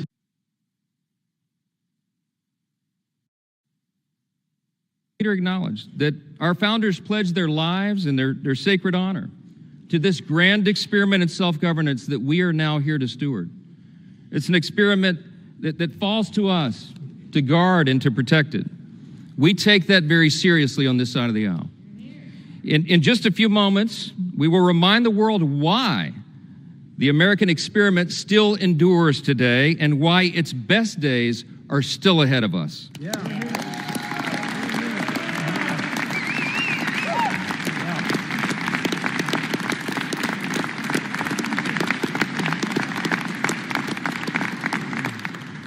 Mr. Speaker, with one big, beautiful bill, we are going to make this country stronger, safer, and more prosperous than ever before.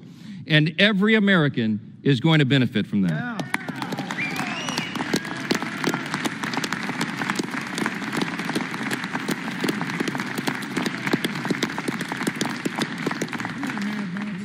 Today, we are laying a key cornerstone of America's new golden age. Now listen, we have a few words of gratitude first. Scripture's been cited a lot this morning, I think mostly out of context, but what I will say, one thing that we know about Scripture is that we're supposed to give honor where honor is due, and that's what we do on this side of the aisle. I want to thank every single member of the House Republican Conference for their pouring their time and their heart and their expertise and experience into this process. I want to thank all of our amazing staff members, all of them. Yes.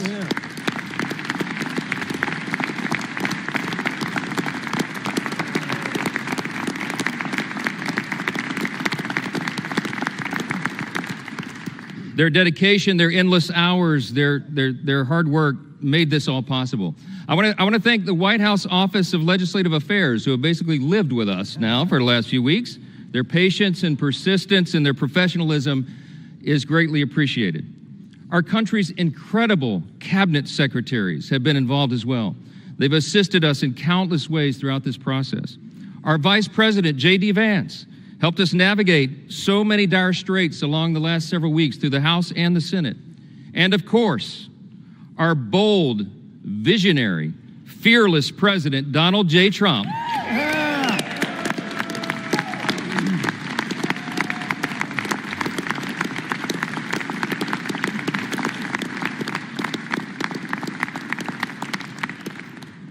President Trump is the creator and the champion of the America First agenda. We will deliver upon that today. We come a long way. We began this process really about 15 months ago. We had a sense and we believed that we would have unified government. We would have this moment where the Republican Party would be given control of the White House and the Senate and the House. And we determined to ourselves that we would not waste that historic opportunity. We've had spirited debates, we've had months of deliberation, and now we are finally ready to fulfill our promise to the American people. That's what we are doing today. Now, look, before I respond to the allegations from across the chamber, I just want to take us back to a day that most of us will remember so very fondly for the rest of our lives, and that's November 5th of 2024. That was Election Day, a fateful one for America. The reason that was so important, the reason it was such a turn in history is because the American people spoke with unmistakable clarity. We sensed it as we were all out campaigning. We saw that there would be a demographic shift in America, and that is exactly what the election yielded. We, in our party, had a record number of Black and African American voters come to the Republican Party. We had a record number of Hispanic and Latino voters come to the Republican Party, a record number of Jewish voters and union workers and suburban women and urban voters. They came out in record numbers to join the Republican Party and the America First agenda with President Trump.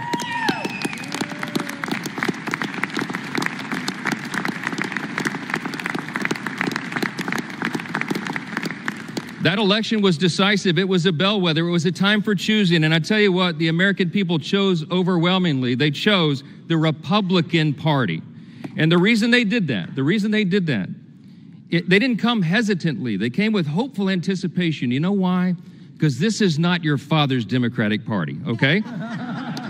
Amen. They went so far, full speed to the far left.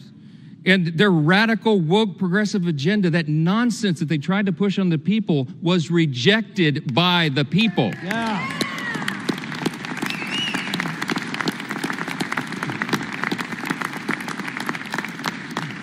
These new voters came to us. They had enough of the Biden-Harris madness and all the things they were trying to hoist upon the American people that they just don't believe in their hearts. And they were hopeful. They came to us with hope. They wanted us to restore common sense and accountability, and we promised to them that we would do just that. Those new demographics came to the Republican Party because of open borders wreaking havoc on their communities. They came because of weakness at home that fueled instability abroad, and because trillions in reckless spending put the price of gas and groceries further out of the reach for hardworking Americans. It wasn't right. President Trump and our Republican majority in Congress are fixing all of that right now. President Trump said this week, we're the hottest country in the world again.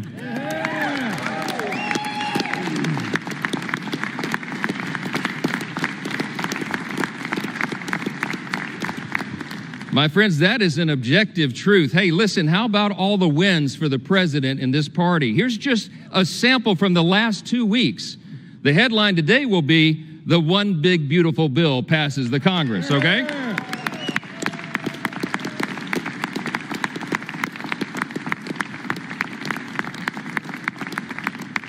You got to hold your applause. There's too many wins. Are you tired of winning yet? No. Fourth jobs report in a row exceeds expectations. A sample of the headlines. Lowest monthly border encounters in U.S. history. We closed the border.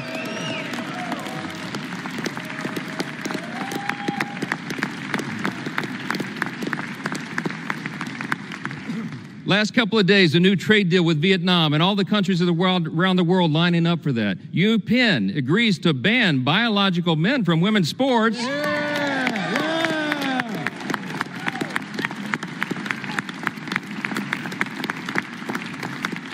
And they ought to give a personal apology to every female athlete impacted by that nonsense. Gas prices are at a 4-year low, my friends. The Air Force and Space Force both hit their 2025 recruiting goals 3 months early. Israel is agreeing to a 60-day ceasefire with Hamas. Successful strike on Iranian nuclear sites handles that problem. That's exactly right.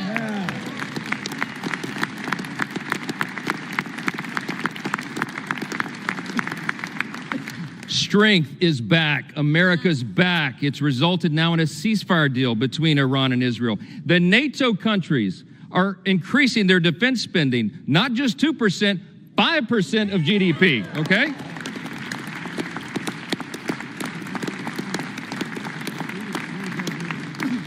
The president got in charge and got a Rwanda-Congo peace deal. The Supreme Court ended nationwide injunctions. How about that?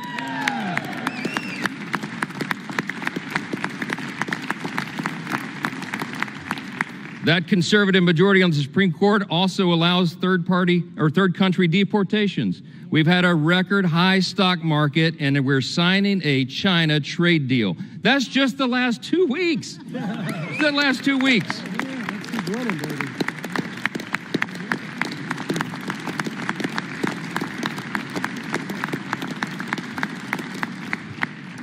So many simple truths to share, and so little time to do it, because I want everybody to have a break here. But I just want to say this. It's really nice to hear my Democrat colleagues suddenly take an interest in working Americans again. Did you pick up on that theme today? Let's be clear. Working Americans stopped trusting Democrats a long time ago. That is a fact. They're looking to this side of the chamber. They're looking to the Republican Party and our principles to deliver the relief and the reform that they have long demanded and they most certainly deserve. This big, beautiful bill fulfills all the promises of the America First agenda. It is the people's bill. It is made for and shaped by the most diverse coalition of American voters in American history.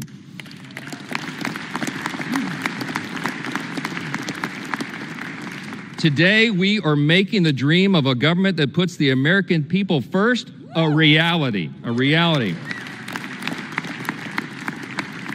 I would need this entire notebook to tell you all the great things in the big, beautiful bill. It is aptly named, but I'll just tell you a couple of the highlights. Record tax cuts for hardworking Americans.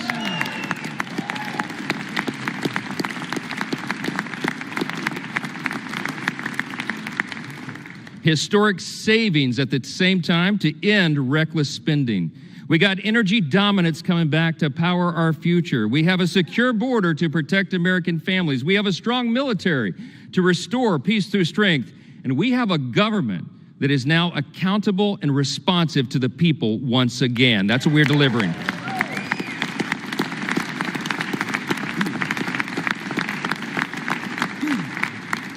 For everyday Americans, this means real, positive change that they can feel, and they will feel much more when this bill is done.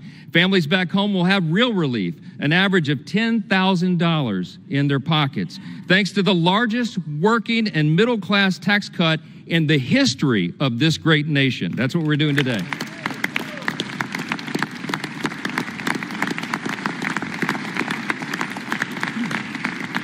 You got hardworking Americans like our waiters and our bellhops and our hairstylists. They're going to keep 100% of their tips and overtime pay. That is money they earned. It does not belong to the government. It belongs to them, and they deserve to keep it.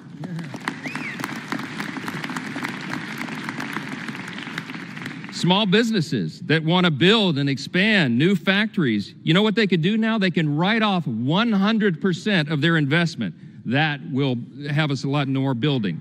Young families who want to buy a home will be able to, thanks to historic savings that will put our country on a stronger financial footing. Pregnant women, children, seniors, single mothers, the disabled, and the low-income Americans among us receiving Medicaid and SNAP will have the peace of mind of knowing that we've made these safety nets stronger with our reforms.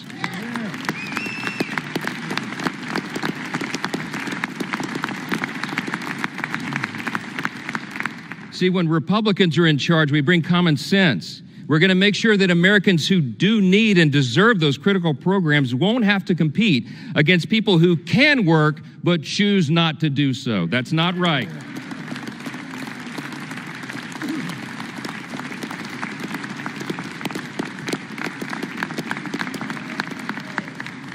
This bill is going to put fairness back in the system. We are returning to common sense. We're returning to what is good and decent that people know in their hearts, and that's why they support it. More Americans will be working, volunteering, and serving their communities because modest, common sense work requirements will restore dignity and purpose to those on taxpayer-funded benefits.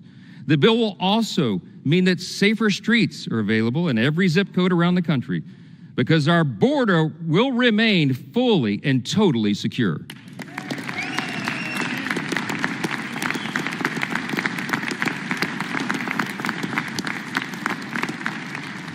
The Republican Party stands for law and order, and this is the side that stands with law enforcement, the brave men and women who are on the front line.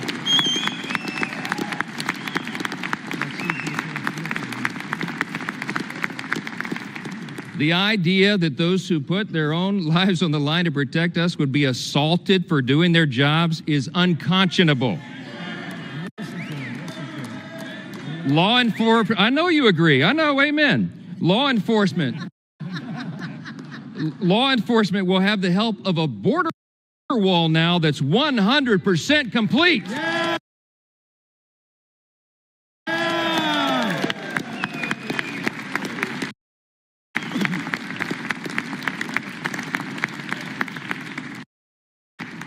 Our immigration enforcement officers will get a boost from more manpower and resources and detention space so that detained illegal aliens are not released back into the streets like they were for the last 4 years.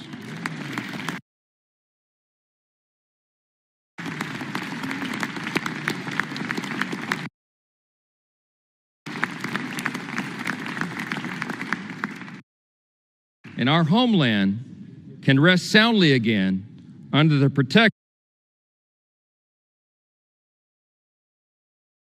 of President Trump's Golden Dome. That's what we're investing in.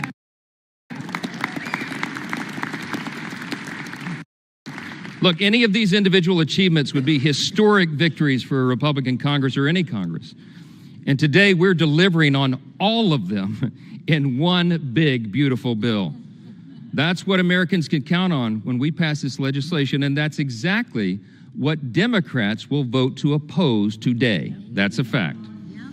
We didn't write this bill for the Democratic Party or the elites or the media. This bill is for hardworking Americans, and they deserve it.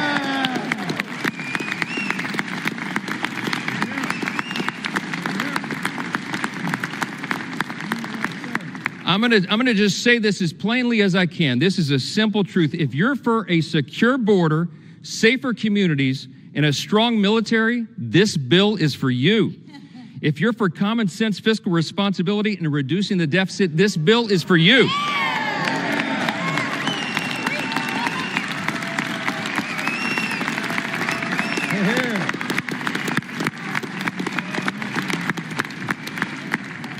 If you're for fair and lower taxes, bigger paychecks, affordable gas and groceries, and restoring dignity to hard work, this is the bill for you.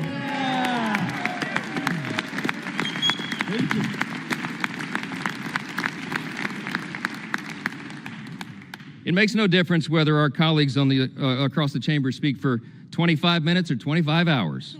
They can't change the truth.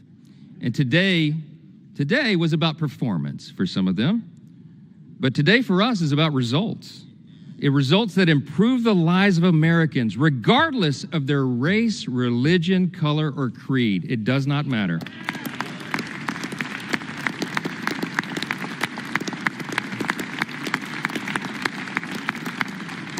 I tell you what, Ronald Reagan used to remind us you can always trust the American people, and we do trust the American people, and they can discern the difference.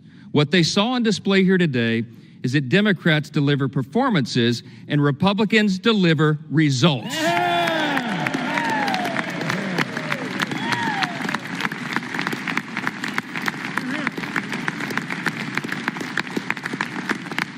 Today, my friends, we are ready now. We are going to deliver what we were sent here to do, and every American will benefit from it.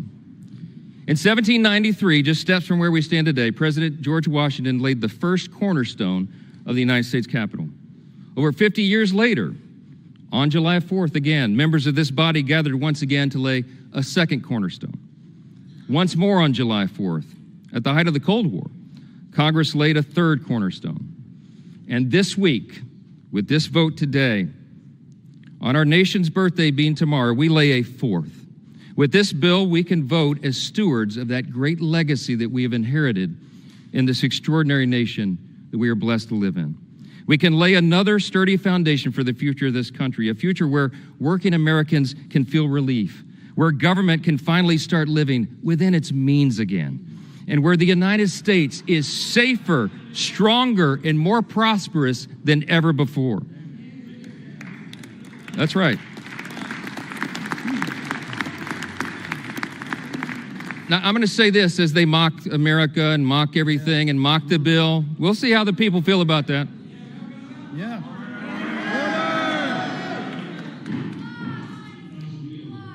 So listen, seriously, as friends and colleagues, really, across the aisle, what we celebrate tomorrow is the nation's birthday. Let's put the politics aside for a minute, and let's reflect on our blessings. No kidding, really.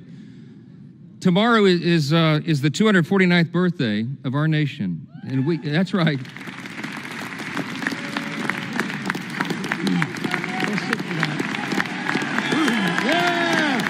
USA! USA! USA! USA! USA! USA! USA!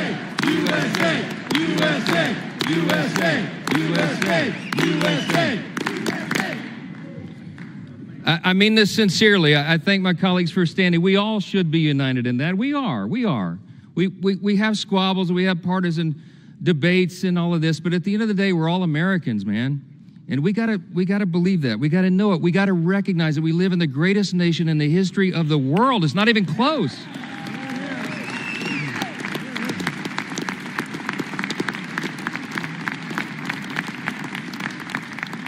My friends and colleagues, we are so blessed. We should not take it for granted. We live in the most free, the most successful, the most powerful, the most benevolent nation that has ever been on the face of the earth. And there's a reason for that. The reason that we are the greatest nation is because we were built on the ultimate foundation. And the bold declaration that my friend Hakeem Jeffries articulated earlier is true. We unite under that. The bold declaration that we do hold these truths to be self-evident. What is a self-evident truth? It's something that's obvious. We hold these truths to be self-evident that all men are created equal. It does not say born equal, it says created equal. And that it is our Creator, yes. It is our Creator that gives us our rights. See, the powerful thing about that is we're the first nation in the history of the world that acknowledged that our rights do not derive from government. They come from God Himself.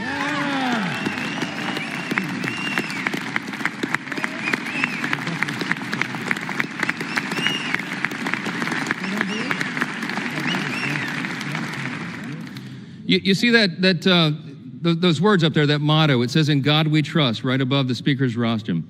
You know, a previous Congress put that there in the early 60s in the height of the Cold War. There's a little visitor's guide that people get when you do tours late at night. You've probably seen your constituents and visitors and friends get the guide. If you turn, I think it's about to page 21. It explains why that's there. And it says, Congress voted to put that there as a rebuke to the Soviets' worldview at the height of the Cold War. Why? Because communism, socialism, find their root in Marxism. And Marxism begins with the belief that there is no God. It's wrong. And this Congress made us stand those many years ago, and we should do it again. We're different, we're distinct, we're exceptional, because we acknowledge that right there, our motto.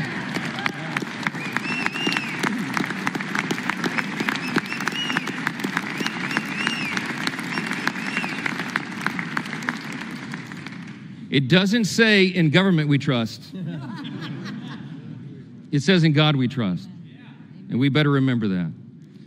He has blessed us with His grand experiment in self-governance now for almost 2.5 centuries. And by God's grace, we are working hard and we are delivering on our promise to make America great again.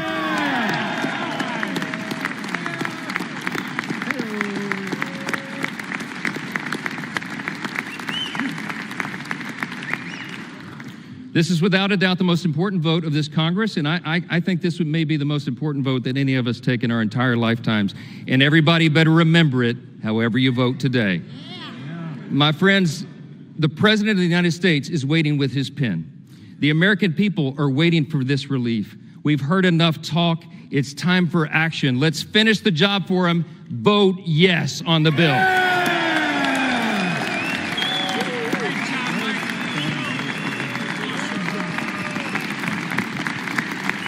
With that, I yield back.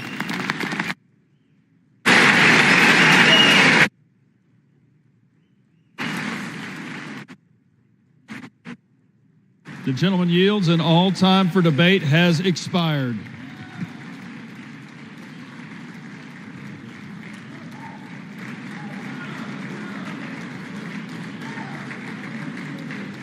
Pursuant to House Resolution 566, the previous question is ordered. The question is on the motion by the gentleman from Texas, Mr. Arrington. All those in favor say aye. Aye. Those opposed, no. No. The ayes have it. The motion is agreed to.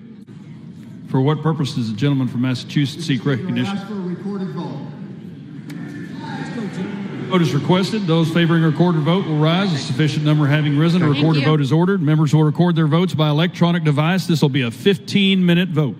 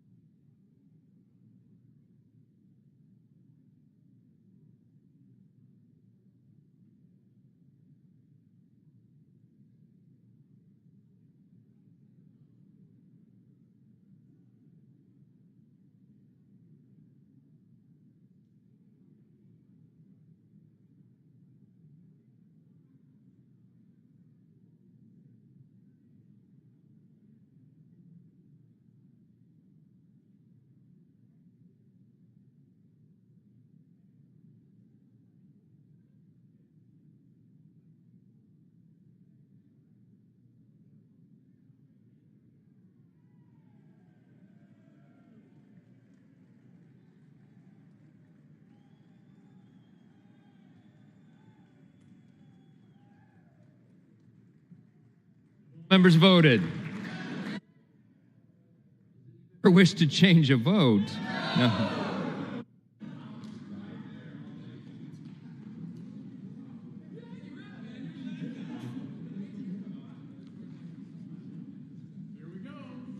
On this vote, the yeas are 218, the nays are 214. The motion is adopted.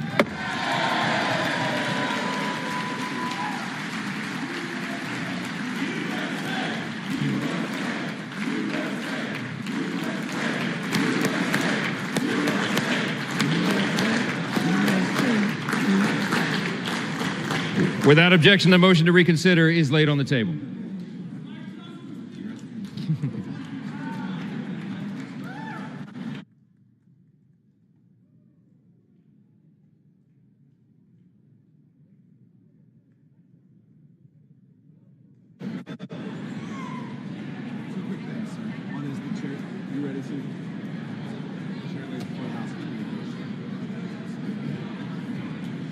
You ready? The chair lays before the House a communication. The Honorable Speaker, House of Representatives, sir, pursuant to the permission granted in Clause 2H of Rule 2 of the Rules of the U.S. House of Representatives, the clerk received the following message from the Secretary of the Senate on June 27, 2025 at 3:36 p.m. that the Senate passed Senate 98, Senate 257, that the Senate agreed to relative to the death of Frederick W. Smith, Senate Resolution 308, Appointments, Board of Visitors of the U.S. Military Academy. Signed sincerely, Kevin F. McCumber, Clerk. Do what I have to do? To Clause 13 of Rule 1, the House stands adjourned until 10 a.m. on Monday, July 7, 2025.